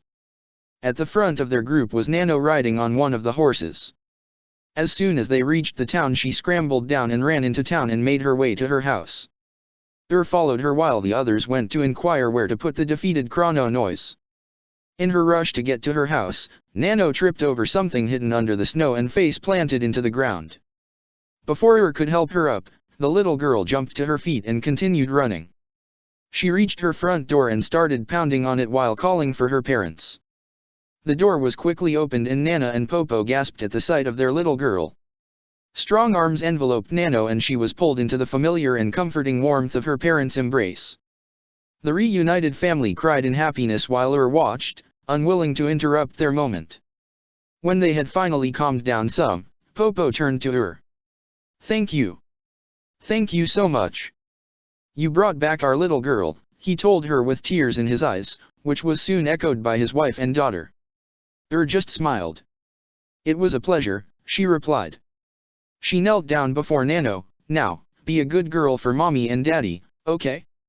Don't let any more bad men take you away or I'll have to come back and beat them up again." Nano nodded vigorously, "Yeah. Thanks again, san." Smiled at the little girl and walked away with a wave over her shoulder. Once they were out of sight she found a bench to sit down on. The tears she had held back throughout the reunion began to trickle out. Images of a little girl with dark purple hair the same shade of her own that looked so much like her. That little girl catching a fever that doctors couldn't cure. The people that told her that they could save her daughter telling her that they had failed and the body was too horrible to look at, no matter how much she begged or threatened them. The tears began to flow faster and her back heaved with silent sobs. The world wasn't a fair place, yet she couldn't help but to hate that it wasn't and wish that fate or luck or whatever the hell was in charge of the world would have made it so a stranger with just what she needed to save her daughter had appeared like she had for the Leaf family. That was how Pheasant found her over an hour later. Tear-stained and red-eyed on a bench in the middle of the snow-filled town. She didn't respond. We've been looking for you, still nothing. Pheasant sighed and reached a hand down to her. Come on, Your kids are starting to worry about where you went. They weren't her kids, not really. For all that she would say to anyone that said otherwise, inside she knew that they were a poor replacement for her tear. But at the same time, they were all she had and she was all they had, brought together by tragedy and loss. No one had appeared to save her, but maybe that was so she could appear to save others. Wiped the back of her hand over her face to rid herself of any remaining tears and grabbed Pheasant's hand. The large man hauled her to her feet with an easy motion and she straightened her back. She motioned to Pheasant, lead the way. The older man rolled his eyes at her before he began walking. While following him, she looked down at his legs and watched the footprints he left. The ones left by his left foot being different from his right. Then compared it to her own footprints, with the ones left by her right foot matching the ones left by his left. If she timed her steps right and walked between his tracks, then the two different set of footprints lined up to match each other. One set of normal prints and one set of stiff prints. She remembered how she got that fake leg and gave a small smile. Maybe the world had sent her a stranger with just what she needed after all. Chapter 4, Prison. Gray and Leon sat on one side of the train's benches with her sitting opposite of them. Behind her, Pheasant was taking up an entire section for himself due to his height. The tall man managed to sit with his legs bent at an angle and could talk to the others by leaning his head back over the seat. It made for a strange sight for everyone. So where is this Black Vox prison at? Pheasant asked. After they rescued Nano and returned her to her parents they had been asked to transport the members of Chrono Noise to the magical prison called Black Vox. Seeing that they had no set travel route and that they'd have to take the train anyways, the four had agreed to the request. They had met up with Torch, the head jailer of Black Vox, and handed over the Chrono Noise members already. It was nice to get them out of their hair and put some magic-canceling shackles on them. Prolonged freezing wasn't beneficial to their health and it was annoying to have to keep freezing the prisoners so that they wouldn't have a chance to escape. It's still a ways away to the south. Black Vox is located far away from civilization in a rocky desert. The jailers will take the prisoners away in some magic four-wheelers and then we'll never have to see them again, answered. Pheasant hummed in response before asking his next question, what kind of prison is Black Vox besides magical? Black Vox is the most secure prison on Earthland. It's a massive prison that floats above the ground and is staffed by the jailers, who act as their military force. Black Vox can only be opened from the inside, and the cells themselves are smaller versions of the prison that can only be opened from the outside. It is home to only the most dangerous of prisoners and is equipped with anti-magic technology so that it can even hold mages. It's said to be virtually impenetrable, explained. Pheasant snorted in disbelief. I've heard that before. Oh, really? Asked with a raised eyebrow, hoping that Pheasant would spill a little more about his past. He obliged. We have a similar prison called Impel Down. A giant prison that holds the worst of the worst, with 6 levels built underneath the prison that is located in monster-infested waters. Each level is better secured than the last, and Impel Down was supposed to be impenetrable. What happened? Gray asked. Pheasant looked at him and Leon and saw that they were enraptured with his story. It made sense. Impel Down was only scary to those that understood the horrors of the 6 levels. To everyone else it was just a really good prison. There were 2 breakouts from Impel Down, Pheasant began. One was Shiki the Golden Lion, one of the strongest criminals to ever live. He had cut off his own feet to escape and made it through all 6 levels single-handedly. It was regarded as a mistake, and after that all prisoners were shackled on both their hands and feet with magic-canceling shackles. Pheasant made sure to avoid mentioning the Marines and to switch Seastone to magic-canceling. The last and greatest escape was done by an upcoming criminal who not only snuck into Impel Down, but also managed to start a mass riot and break out with over 240 prisoners. He leaned back even farther to look them in the eyes, albeit upside down, so I'm a little skeptical when people mention impenetrable prisons these days. Gray and Leon began to excitedly discuss Impel Down and Black Vox among themselves, trying to decide which prison was better and how strong the prisoners that broke out had to have been. Just rolled her eyes at their antics and turned to Pheasant when he tapped her shoulder. How do you know so much about Black Vox? That was more in-depth than the average person should know. Black Vox is the only prison around here for miles. Back when I was in a guild we'd sometimes have to drop criminals off there depending on how strong they were. Most jails can't hold the stronger dark mages, so they get sent here. Pheasant raised a brow. Then why are we bringing Chrono Noise there? They can't be strong enough to warrant taking up space in Black Vox. Shrugged. It's probably temporary. They'll get transferred to a different prison later. Only the guild master could be a big enough threat to be put in Black Vox, and that'll depend on how much room they have. Pheasant nodded. That made more sense. He checked the time and began to stretch out. I'm going to stretch my legs for a bit. Waved a hand to show that she heard him, and Pheasant began to make his way through the train cars. He spent some time stretching in the space between the cars and then made his way to the prisoner car. It wasn't that he didn't trust the head jailer, but Pheasant had always been a believer in making sure that a job was done right the first time so you wouldn't have to waste time doing it over. A quick check showed that the dark mages were all chained up and their magic suppressed. The head jailer had agreed to let them leave the ice covering their mouths after he heard how much shouting Nez would be doing.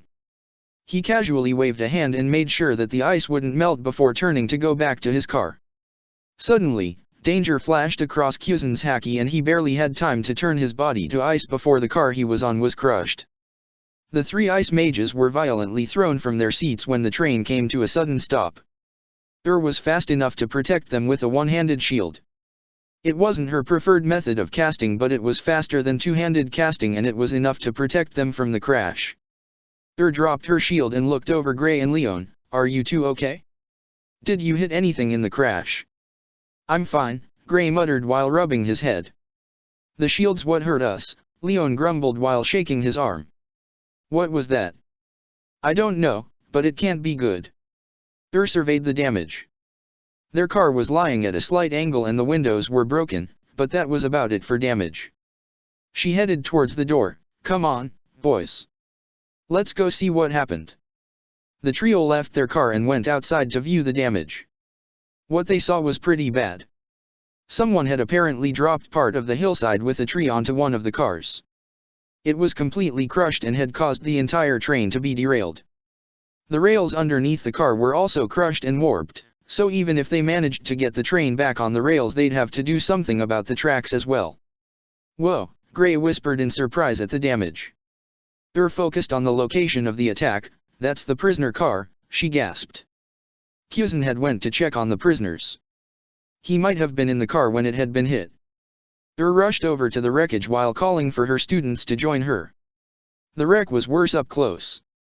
There was blood leaking out from the twisted metal, and it didn't take a genius to guess what happened to the Chrono Noise Guild members. Just hoped that Pheasant's blood wasn't mixed in with theirs. She examined the projectile and cursed. The tree's roots had held the earth together when it impacted, and it was still a mostly intact chunk of a hill that was nearly as big as the train car. It wouldn't be easy to lift. Gray. Leon. Help me lift this off of the car. Didn't wait to see if the boys were going to listen and instead made a giant set of hands that grew out of the ground and began to lift the earth.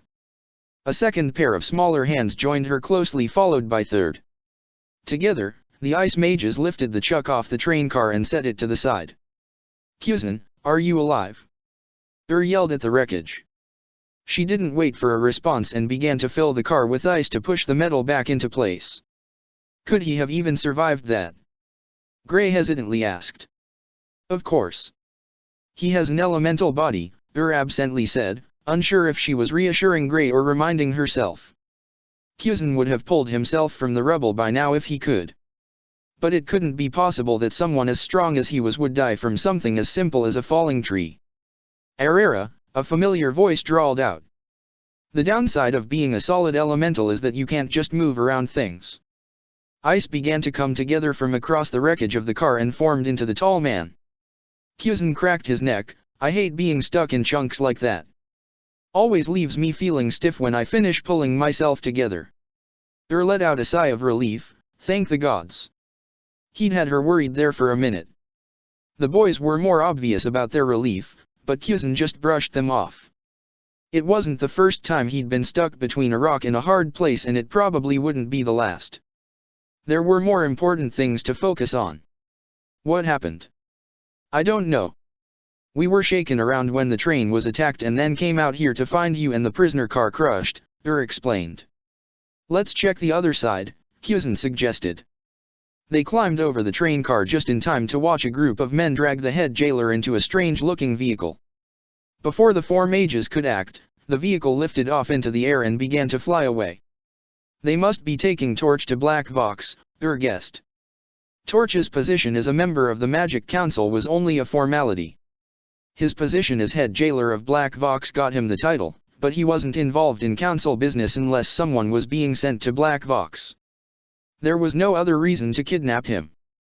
Pheasant judged the distance between them and the vehicle and grabbed the three mages at his side. Brace yourselves, he warned before taking off after the vehicle.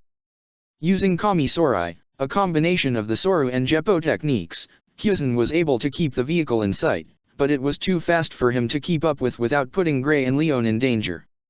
His false leg wasn't helping any either. Eventually, the landscape shifted to an arid wasteland and the large floating prison of Black Vox came into view. The vehicle stopped in midair and Pheasant saw his chance. He picked up the pace slightly and made it to the vehicle as it flew into Black Vox. Pheasant set the others down and then sat down to catch his breath. Using Kami Sorai was normally a strenuous technique, and taking how long he had been using it into account, it was impressive that he had managed to keep up. Pheasant wiped the sweat from his brow and waved off Ur's concern. I'm fine. Just need to catch my breath, he told her before she could say anything. He wouldn't be much of an admiral if he was out of commission because of a little running on air. Couldn't help rolling her eyes at Pheasant. That little trick had obviously tired him out. Judging by how he had started to break his prosthetic towards the end and had to keep recreating a new one for each jump. He hadn't been using magic to propel them all through the air, that was pure physical strength. She hadn't seen anyone that strong since that one guy she had met before Deliura had started to rampage, Gil something. She didn't know what he was kicking off of, but that couldn't have been easy, especially based on how heavily he was breathing and sweating. He was trying to play it off, but she wasn't having any of it. Stay here. We'll take care of these guys, she told him. Stood up and motioned to her students, let's go, boys. Leon and Gray fell into line on either side of and they walked around to the front of the vehicle. There they found two groups of people wearing uniforms. One was the group from the train that were dressed identically in dark clothes, blindfolds, and with long ponytails. Their leader was holding torch aloft without touching him, and Ur noted him as the biggest threat. Telekinetic magic was dangerous on its own, but especially when used by a dark mage. The other group was dressed in the white uniforms and square cloth masks of the Black Vox staff. Their leader was a man with poofy spiked hair and was holding a strange staff. He appeared to be trying to negotiate with the dark mage. "When I give the signal, freeze as many of them as you can," Ur ordered. She didn't take her eyes off of the hostage situation before her, but felt Gray and Leon nod next to her. Good. They needed to focus. Ur waited until she saw the Black Vox leader nod to one of his underlings and he began to type into a computer. "Now," Ur said, and covered the platform they were standing on in ice. Everyone was caught off guard when their feet were frozen to the floor by Ur's sudden attack. They were easy pickings for Gray and Leon as they ran through the ranks and froze everything they touched. Legs, arms, and torsos were engulfed in ice and threw off the dark mage's balance. Some tried to remove the ice with their magic only to be attacked by birds and bullets made of ice. Gray grinned while shooting the mages and freezing even more of their bodies on contact, while Leon sported a smirk as he sent his flock of birds crashing into their heads. Meanwhile, Ur bypassed all the grunts to focus on the leader and torch. The leader couldn't turn around while frozen up past his ankles, so he tossed torch aside to free up his magic and make short work of his restraints. He turned around to face her only to find her right on top of him. She slammed her fist down on her palm. "Ice make, hammer." A large mallet made of ice appeared over the leader's head and dropped on him like a judge's gavel. He wasn't going anywhere. Ur looked back to see that her boys had taken care of all the dark mages easily. They hadn't managed to do much thanks to the element of surprise, but Ur would put money on her either Gray or Leon taking them in a straight fight. She had taught them after all. Hearing a groan, Ur turned back to see that the Black Vox staff had converged on Torch to see if he was okay. He was insisting that he was fine and getting up on his own when she walked over to him.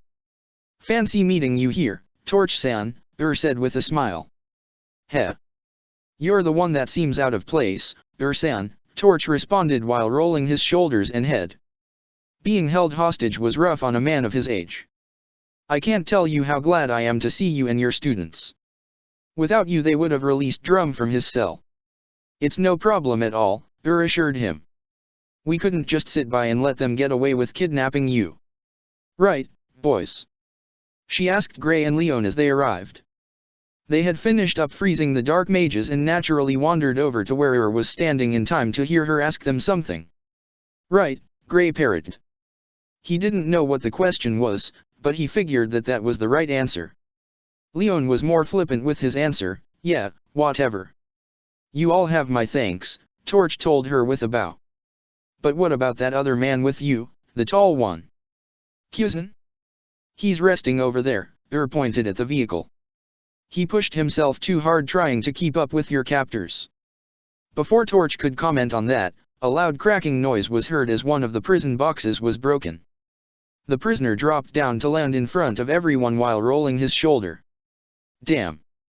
You guys already beat them. There goes that job," the prisoner muttered in disappointment. He was a tall man with slicked back orange hair and stubble. He was wearing dark pants, white boots, and a black cloak that left his muscular chest, and more importantly, a black guild mark in the middle of said chest exposed. All of the mages tensed at the prisoner's escape except for one. "Guildarts!" Ur exclaimed in surprise. "Speak of the devil. What the hell was he doing in a prison?" Guildarts studied Ur for a minute before his face relaxed in recognition. "Ur." His surprised call turned into a grunt of exertion when he spun around and blocked the ice saber that had attempted to cut him down from behind. He noticed the frost trying to creep its way down his arm and destroyed it with his magic along with the saber. "Nice try," Guildarts told Pheasant with a smile. He had been cooped up in that box for too long. It would be good to let off some steam. And this guy looked like he could take a punch or two. Pheasant's eyes widened in shock. "Shanks. Here. How?" He jumped back from his opponent and took a better look.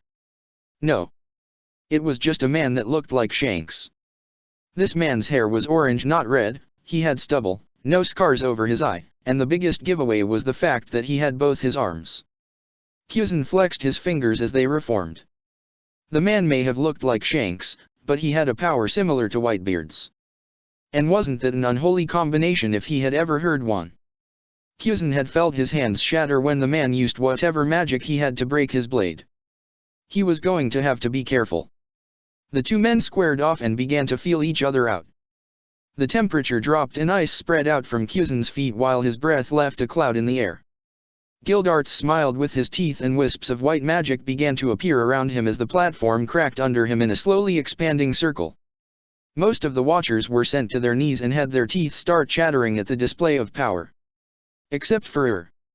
She calmly formed two hands out of ice behind the two men and slapped them upside the head.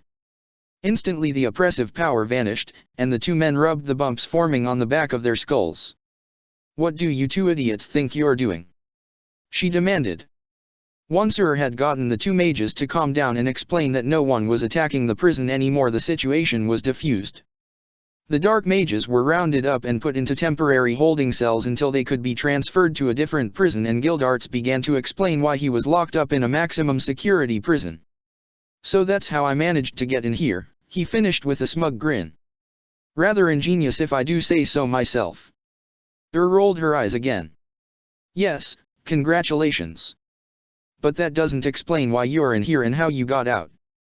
"That last one is rather important," Torch interrupted. He was standing next to the poofy-haired guy from before who was apparently named Grog. "Black Vox has never had an escape before, and we need to know how you got out so that we can prevent it from happening again." "Ah, that's simple. See, you guys have those boxes of yours that are supposed to prevent anyone from escaping from them, so you don't bother to block any magic other than the kinds that deal with space-time, right? So, I just smashed my way out when I heard that you had beaten the 5-bridge Familia," Gildarts casually said. "As for why I'm here," a dopey grin grew across Gildarts's face and he laughed a little. "Someone asked me to return a favor." "That's not an answer," deadpanned at Gildarts in annoyance. The Black Vox staff were a little more concerned with Gildarts's explanation of his escape. That shouldn't be possible. All the prisons are a copy of Black Vox itself. They can't be broken. The prisons constantly rotate the areas facing the inside and repairs itself with magic stolen from its prisoner. The material that makes up the entire prison is the hardest and sturdiest in existence. After it's treated, there isn't any way to break it. What you're describing is impossible," Torch explained in a kind of horrified, detached awe. His mind was stuck trying to process what had happened with what he knew to be fact. It was impossible to break out of a Black Vox prison with nothing but power, yet he was talking to man that claimed to have done that. It just didn't make sense. Gildarts laughed nervously and rubbed the back of his head. "Oops. Sorry. I'll give you the address to where you can bill the damages," he offered. Torch numbly accepted and left with Grog to check to see if there was anything wrong with the prison and maybe sit down and have a drink for a bit.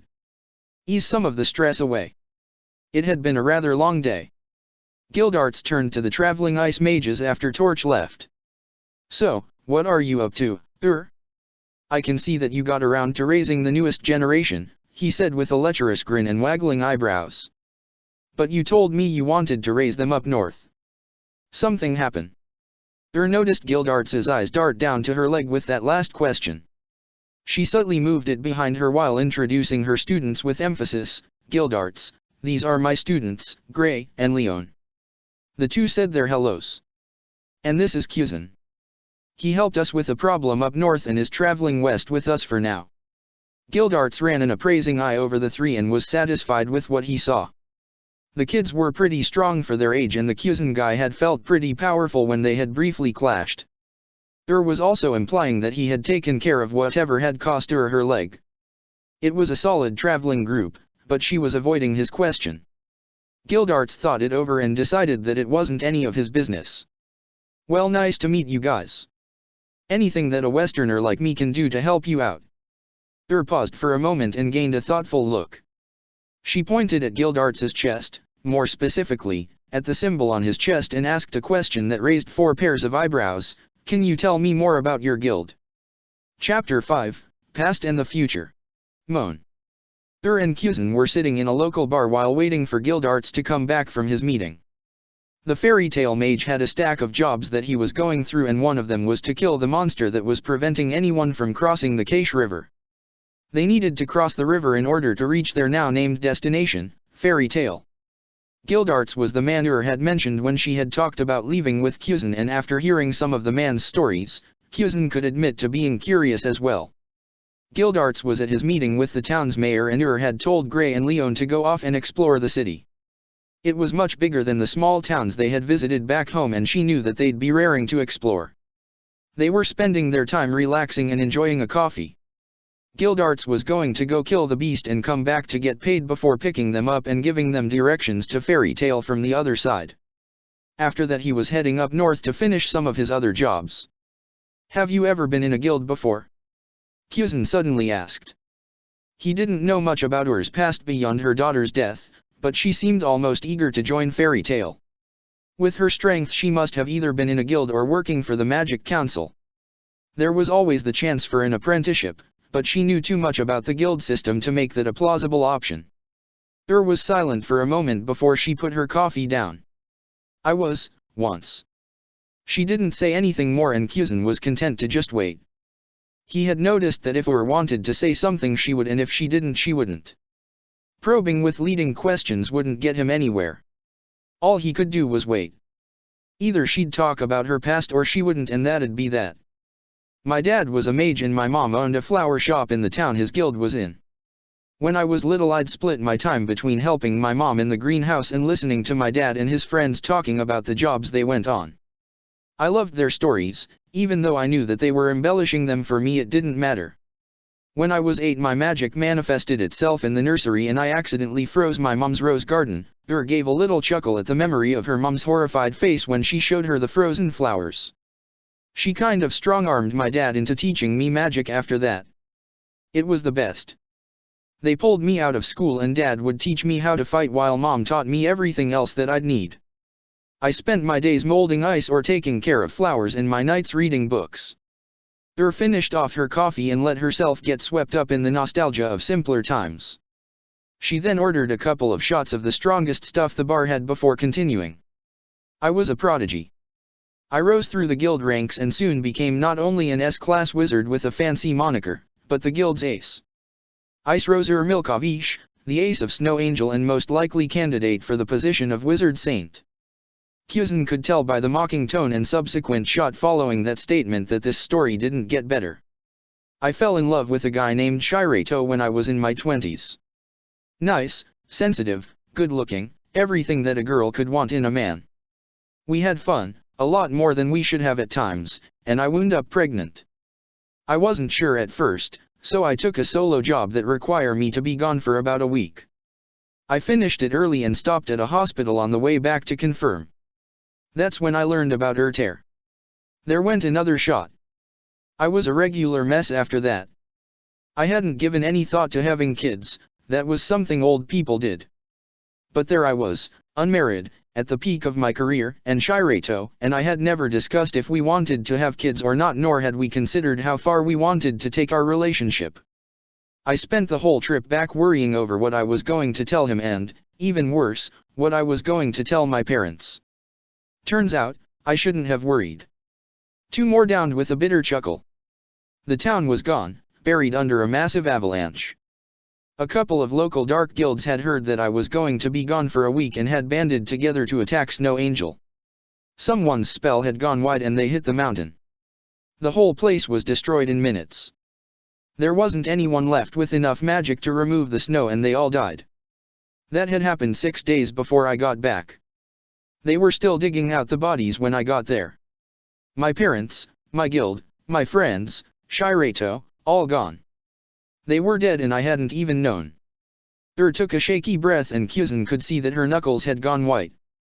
After she had composed herself she continued, "I recovered as much of my things as I could and the guild's money. I was its new owner by default. The guild master of none. I paid for the funerals, contacted the Magic Council to let them know that Snow Angel had been destroyed and that I was retiring. I moved far enough away that no one would have heard about Snow Angel or Ice Roser. I had Erter and planned to raise her there in hope that she wasn't a natural magic user." Picked up the last shot glass and swirled it around a bit, but things just didn't pan out that way. Down it went. Paused and stared at the glass in her hand for a second. I probably shouldn't have done that so fast, she absently noticed before passing out on the table. Pheasant leaned back in his chair after was done. That was a lot more than he bargained for. He had asked if she had been in a guild and received her life's story in response. He didn't really care about her past, he just wanted to know what to expect with a guild. He stood up and went over to pick her up. He pulled some bills out of her wallet and set them on the table before carrying her back to the hotel. It wasn't like he had any money to pay for those drinks. He dropped her off in her room and paused a moment to look at her. Now that she was asleep, he noticed the lack of several worry lines that she normally had. With a past like that, it wasn't surprising to learn that she was constantly stressed. She probably hadn't told anyone that since it happened, and that had to have been over 10 years ago. He didn't know what it would be like to lose that many people at once, but he still felt bad for the woman. Pheasant went over to his room and sat down on one of the two beds he had pushed together. Great, now he was starting to think about all the people he had been friends with over the years that had been killed. Daniels, Captain Kurt, Commodore Shepard, John. Saul. It was a depressingly long list now that he stopped to look at it. It was expected when you had served in the Marines for as long as he had. Especially since he had lived through the rise of men that were now legends and spent most of your career in the golden age of piracy. It made him wonder how he managed to grow as old as he had, even with a Logia devil fruit. Great, now he was depressed. Fortunately, he had learned how to fix that a while ago. The tall man leaned back on the beds and shut his eyes. He idly noticed that he still needed to buy a sleeping mask before he nodded off. Pheasant woke from his nap to the sound of someone pounding on his door. He got up and let out a jaw-cracking yawn before answering. Outside of the door was Gray, Leon, Gildarts, a young scruffy-looking girl with short brown hair, and a cleaner and prettier older girl with long brown hair. Pheasant gave them all a flat stare. I was asleep for, he checked the clock, an hour. What could you three have possibly gotten into in that time that ends with 2 more tagalongs? Seriously, they might as well buy a wagon at this point. Gildarts scratched the back of his head awkwardly. That's a funny story. He then went on to explain that Cappuccino, the local feudal lord, was an ass who had purchased the 2 sisters to work for his bar. Amelie, the older sister, had asked Gildarts to free her sister and take her away with him after he finished his job. Gildarts decided to take things a step further, and he grabbed Amelie, punched a guy through a window, and escaped to find her sister, Mary. Gray and Leon had already found Mary and were helping her carry things to the bar Gildarts had just exited. He grabbed everyone and threw them over his shoulders. He then fled to the dock and had them take off so that he could finish the job and escape Cappuccino. They were attacked by the Unical and Cappuccino, who was still pursuing them with the help of one of his henchmen. Gray and Leon claimed that they could take care of the Unical, so Gildarts easily defeated the henchmen and blew back the water so that they could prove it. Then they crossed the road and were met with the Council's army. They arrested Cappuccino and traveled back across the river and ended up here. Pheasant briefly contemplated freezing them all, but ultimately decided against it. The girls didn't deserve it and Gildarts would be unaffected. He settled for saying, there was nothing funny about that story. You gotta admit that it was a little funny. You 3 forgot about us until you crossed the river, Pheasant deadpanned. The 3 males nervously avoided looking Pheasant in the eye as they stammered out paper-thin denials. Even if they had bothered to come up with a good excuse, they were sweating worse than a bunch of chore boys sitting in a room with Sakazuki. He let out a sigh. It wasn't worth the effort to deal with them. I don't care. But I'm not telling her, Pheasant declared. He took a small amount of joy at the looks on their faces before he shut the door in their faces and went back to his nap. He didn't get to drift off on account of her yelling at the 3 for leaving them behind. Then there was a softer knocking at his door. He opened the door to an irritated Ur. She walked past him and collapsed face down on the bed and let out a long moan into the mattress. She rolled over and stared at the ceiling. What did I drink last night? It was an hour ago and you ordered whatever the strongest thing in that bar was. 5 shots of it. Oh, God. I told you about my childhood, Ur groaned as her memories came back. Oh, God. I told you about my guild. I haven't talked about that in years. To be fair, I only wanted to know if you had been in a guild before, Pheasant pointed out. He also wanted to point out that she had decided to tell him about her past before they started drinking, but wisely kept his mouth shut. Instead, he sat down next to her. Do you feel better after talking about it? He awkwardly asked. He didn't really pay attention during the mandated therapy sessions he had to attend when he was just starting out as a Marine, but it sounded like something they might have asked him once. Maybe. They really didn't bother with those after you started serving on the Grand Line. You either adapted to the insanity or they slapped you with a Section 8 and dumped you off on an island devoted solely to a giant insane asylum. A little bit. I don't know. It felt better to freeze that destructive idiot and my slightly less idiotic students for leaving us behind, admitted. I don't like thinking about the could-have-beens in my life. There's so many things that could have happened. I could have stayed in my mom's flower shop, I could have not gotten pregnant, I could have told Shirato about Urter and stayed in town, I could have just gone to the hospital instead of taking a job to have an alibi. So many different choices that could have been a better life. Ur's words left Pheasant thinking about his own could-have-beens. The way he could have done things differently in the past. He could have never eaten his devil fruit, could have been more motivated to train under Garp when he was younger to beat Sakazuki, could have stood up to the Marines with their absolute justice. Damn it, now he was depressed again. He really hated this introspective stuff. He needed to change the subject. Would you change it? Looked over at Pheasant. She wasn't sure she had heard him right. What? If you had the chance, would you go back and change your actions? He clarified. Thought about his words. Would she?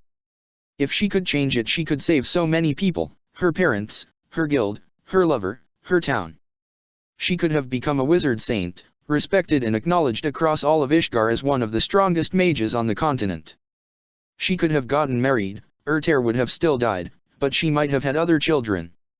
She would have never lost her leg to Deliara. It was nice to imagine a life full of her old family and friends, happily swapping stories and going on jobs in Snow Angel. But there were things missing from the idyllic picture she was painting. Her students weren't there. They'd have lost their lives in the aftermath of Deliara's attack, frozen to death in a destroyed city surrounded by corpses. And it wasn't just them, had saved many others after Snow Angel was destroyed.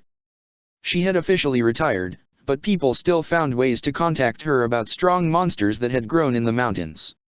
She had met Guildarts on one of those requests after she had saved a couple of kids from a monster. If Snow Angel had survived, then she wouldn't have been able to save Pheasant either.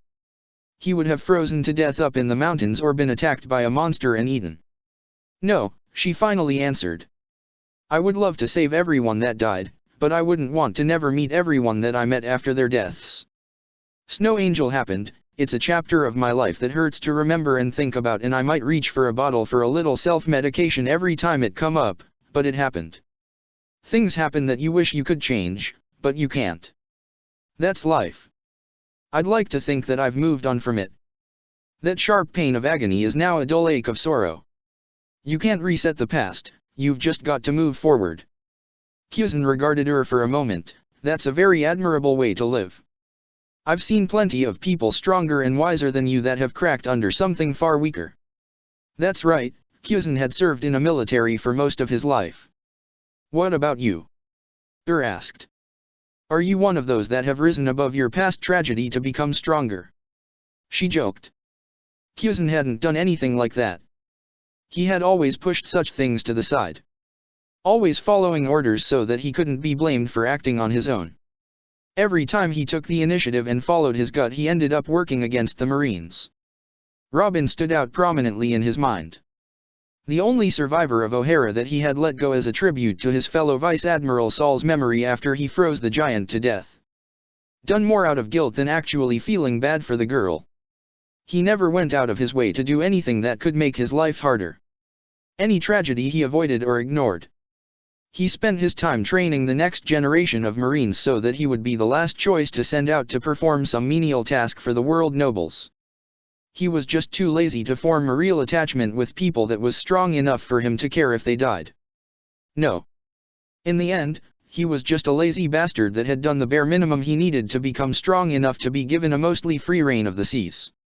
He lost to Fire Fist Ace for fuck's sake. It was a tie, but he knew that he had lost that fight. The only advantage the kid should have had over him was his devil fruit, yet he was able to hold Pheasant to a standstill.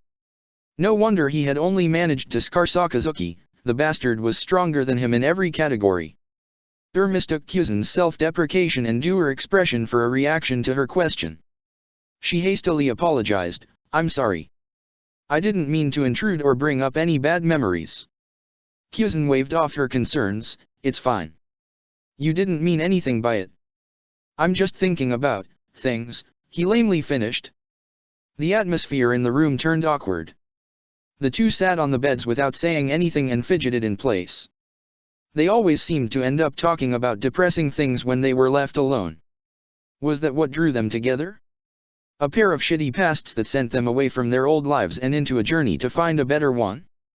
Both ice users let out a silent sigh of relief when there was a cracking sound and Gildarts shattered the ice surrounding himself, Gray, and Leon.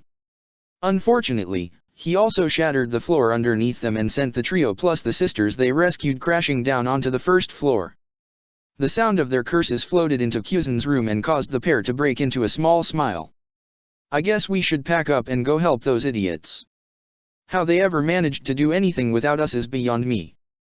Stopped at the doorway and looked back to Pheasant, "Even if it didn't help much, thank you for listening." "Anytime." Pheasant raised an eyebrow at Ur's back and waited for her to say something. She stubbornly refused to look at him and had crossed her arms to emphasize the fact that she didn't want to talk. Pheasant waited a few more seconds before turning back to the cause of her current petulance. The train they were taking to Magnolia Town had its entire front car frozen to the tracks by Ur. "Arrera. Isn't that a little overkill?" "It's a perfectly reasonable response," Ur defended without turning around.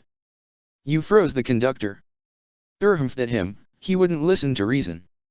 Sure, if reason's new definition was whatever Ur said. After they had all crossed the Cache River, with Ur pointing out all the time that could have been saved if some people hadn't forgotten their beautiful teacher and traveling companion and Pheasant noting that he needed a new bike, Gildarts had given Ur a letter for Fairy Tales Master and split off to work on his pile of jobs. They had traveled with the newly freed sisters until they reached a fork in the road. The girls had gone north to where their relatives lived and the Ice Make Mages went west to Magnolia. There had been a brief incident with a thief in Foss, but Ur had frozen him in place after he tried to steal her savings and they had turned him over to the authorities. He had apparently been wanted in connection to a captured thief guild and they got a nice little reward that bought their train tickets.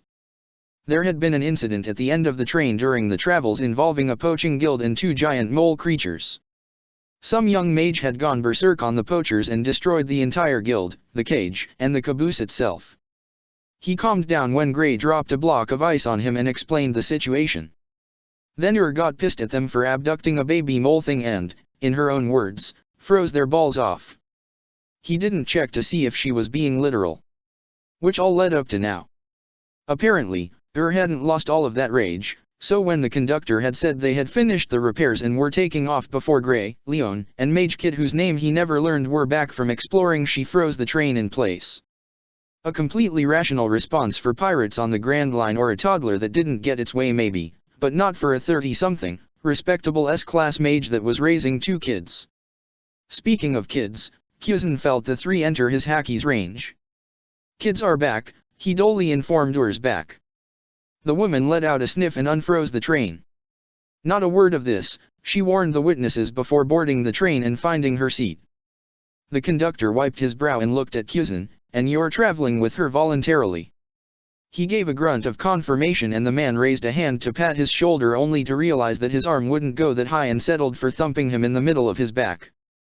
"You are a brave and strong soul, my friend," he said in a solemn tone that was tinged with a hint of awe. Pheasant just gave him a strange look. The people in this world were weird. All women were scarce like that.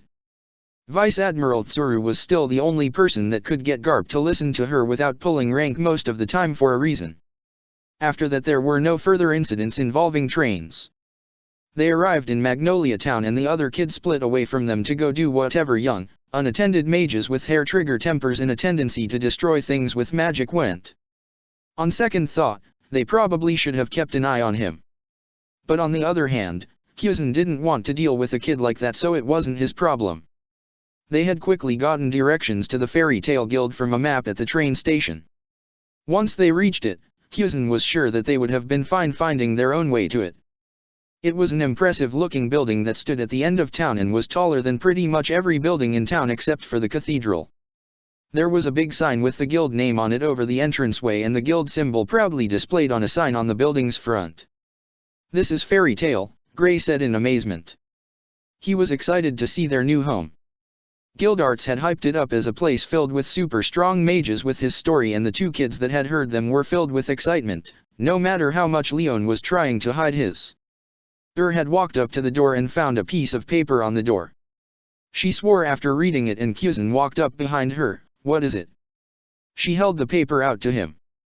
"They're away," she summarized the short message. The paper was pinned to the door with an icicle. "What the hell do they mean, away?" she yelled out in frustration. "Probably that they aren't here," Leon snarked at his teacher. He quickly regretted it when she leveled a glare at him that had him desperately wishing he had kept his mouth shut. I'm hungry." Glared at him a moment longer before sighing in frustration. "Yeah, sure. Let's get something to eat." They stopped at a cafe that was close to the guild and ordered some pretty decent food. It would have been better if wasn't constantly complaining about Fairy Tale being closed the whole time. She apparently had been more excited to join than her students. "I'm just saying that it's completely unprofessional for an entire guild to skip town like that," finished, making the same point for the fifth time. "Who are yous guys?" a rough-sounding voice asked them. They looked over to see a younger guy in a leather jacket smoking a cigarette and drinking a large mug of beer while leaned back in his chair. He had the most ridiculous pompadour they had ever seen and was wearing a pair of sunglasses even though it was pretty cloudy out. All in all, he looked like a teenager trying too hard to be cool. The man took a deep swig of his beer before continuing, "Yous got some business with Fairy Tale?" Glared at the man, but kept her temper in check. He seemed to know something about Fairy Tale. She could freeze him later. "We're mages looking to join the guild. I was given a letter to give to the master from one of their mages." "A letter, huh? Who's the one that gave ya that letter?" the man asked while putting his mug down. They now had his full attention. "Gildarts. Gildarts!" the man exclaimed in surprise. His chair hit the ground with a thud and the smoke cloud that had been hovering around his head shot out and snagged the letter before could react. He examined the writing on the envelope. "Yep, that's Gildarts' writing all right." No one else could manage to write in a scrawl that was bad enough to give the reader a headache, yet still be legible quite like him. The man then found himself frozen up to his head in ice with a very pissed-off woman in his face. Never a good place to find oneself. She snatched the letter out of his smoke before freezing that as well. How did she even do that? She even got the tip of his cigarette. The man had more pressing things to be concerned about though. "You have until 5 to explain yourself before I freeze your balls off." 5. Wait. I'm a Fairy Tale mage," the man shouted out. "I'm Wakaba Mine. Half of the Smoke and Fire team. My mark's on my chest. Please don't freeze me," he pleaded. He preferred his balls unfrozen, "Thank yous very much." Gave him an unconvinced look but unfroze his torso. Wakaba unzipped his jacket and lifted up his shirt to show that there was indeed a Fairy Tale mark on his chest. The man sighed in relief when unfroze the rest of him and he took a very deep drink from his mug. "Thanks for not freezing me solid," he grudgingly said. "Where's Fairy Tale?" demanded. She wasn't feeling a lot of patience for the man right now. "They're out on vacation.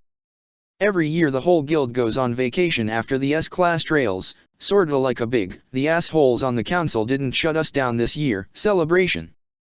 They should be back tomorrow," Wakaba explained. Relaxed a little. So things weren't so bad after all. She had been afraid that they were going to have to wait in Fairy Tale for over a week before they got back. "Is there a place we can wait for them?" Wakaba puffed on a new cigarette while thinking. He could have offered for them to crash at his place for the night, but the lady scared him so that was out. He'd just show them to a hotel. "There's a hotel called the Fairy's Garden nearby.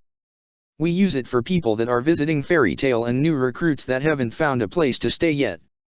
Yous guys qualify for that last one. Although, he looked Pheasant up and down, I don't think they'll have a bed big enough for yous. I'm used to it, Pheasant replied. He was going to have to see if there was a way to magically shrink himself. Hitting his head off of the ceiling and door frames and having to make his own bed out of ice was getting quite annoying. Suit yourself, Wakaba said with a shrug. He downed the last of his drink and left some money on the table before leading them through town. The fairy's garden was a small two-story building that was just out of earshot of Fairy Tale's antics while still being inside of the building. Wakaba signed them in with an explanation that the girl they normally had running the desk was also on vacation. The rent was cheap and they settled on 3 rooms. And like that yous all are good, Wakaba said as he finished signing a paper. Here's your keys and I guess I'll be seeing yous around the guild. He walked out the door with a "Welcome to Magnolia" thrown over his shoulder before going back to his day drinking. These sorrows weren't going to drown themselves. Fairy Tale had gotten back from their vacation late last night, so the ice mages stayed another night in the fairy's garden after spending the day exploring Magnolia Town. The next morning saw them walking into an open and decently filled Fairy Tale. Pheasant appreciated the tall ceiling and entranceway that he didn't have to duck to fit under. This place was already at the top of his list of good places to stay in this new world. Confidently led them over to a short old man with a gray mustache and a strange orange hat. She stopped in front of the man and nodded to him, Master Makarov. The old man hummed before taking a good look at her. His eyebrows went up in surprise. Well, that's a face that I thought would never grace our doorstep, he said with a big smile on his face. How have you been? Pretty good. Picked up some students, lost a leg. Nothing too exciting, joked. She was indeed walking on an ice construct. So was her tall companion. That was a story that Makarov would have to hear later. But for now, he cared more about why she was in Fairy Tale. Would you happen to be coming out of retirement? The old man asked in a tone that was both curious and a little hopeful. He had always liked her and had backed her as a candidate for the Wizard Saint position. Whether that had hurt or helped her case he had never found out since she had retired before a decision was made. Smiled at the old man. Makarov always was a sharp one. It just so happens that I am. These are my students, Gray and Leon, she gestured to the boys. Hey, Gramps, Gray said while Leon just grunted. Made a mental note to increase combat training later for their disrespect. Sorry about their attitudes. They're boys. The 2 students felt a shiver go up their spines at Ur's tone. They knew they were in for it next training session. Yes. My grandson is around their age, Makarov nodded in sympathy. He felt her pain. Children are so disrespectful to those that take care of them. Nodded back, indeed. She then brought the conversation back to her request, we would like to join the Fairy Tale Guild. Makarov's grin grew wider, of course. And what about your tall friend? Shit. Had forgotten about Pheasant. He had never given an indication if he wanted to join Fairy Tale or not. She had invited him on her journey west and he had tagged along without issue, but what if he wanted to keep moving? He was a wanted man by his home country. Settling down in a famous guild might not be good for his cover. Didn't need to worry. Pheasant had already decided to join the guild. It was home to everyone he had gotten to know in this world and seemed like a decent enough place. He could live with doing some merc work to make a living. It's what he would have done if he hadn't joined the Marines anyways, and there was no way he was enlisting in the army to work his way up from a chore boy again. That shit was for the birds. I would also like to join. He noticed that and her students breathed out little sighs of relief at his decision. It was nice to know that someone wanted him around. Oh. I'm supposed to give this to you, said while pulling out the letter. Gildarts gave it to me. Makarov took the letter and could feel a headache coming on. Damn Gildarts and the chicken scratch he called penmanship. Makarov read the letter and nodded at its contents. He stood up and jumped up to the railing while performing several backflips and sticking the landing. Listen up, you brats. He yelled out at the guild to get their attention. All noise stopped as they looked up at Makarov for his announcement. We've got 4 new members joining us today. Gray and Leon here. He pointed down at the 2 boys that had somehow managed to lose both their shirts in the time it took Makarov to get up there. And, by recommendation of Gildarts, our 2 new S-class mages, Milkovich and Pheasant. Pheasant and both jerked their heads up to stare at Makarov as the guild erupted in applause. S-class? That's what had been in Gildarts' letter? Makarov hopped back down to the counter. Congratulations, you 2. That's the first time Gildarts has ever recommended someone be made S-class without taking the test. We're expecting great things from you. He was going to make her an S-class mage anyways. From what he could sense from her, her power had only grown since her retirement. She wasn't slacking with her students' training.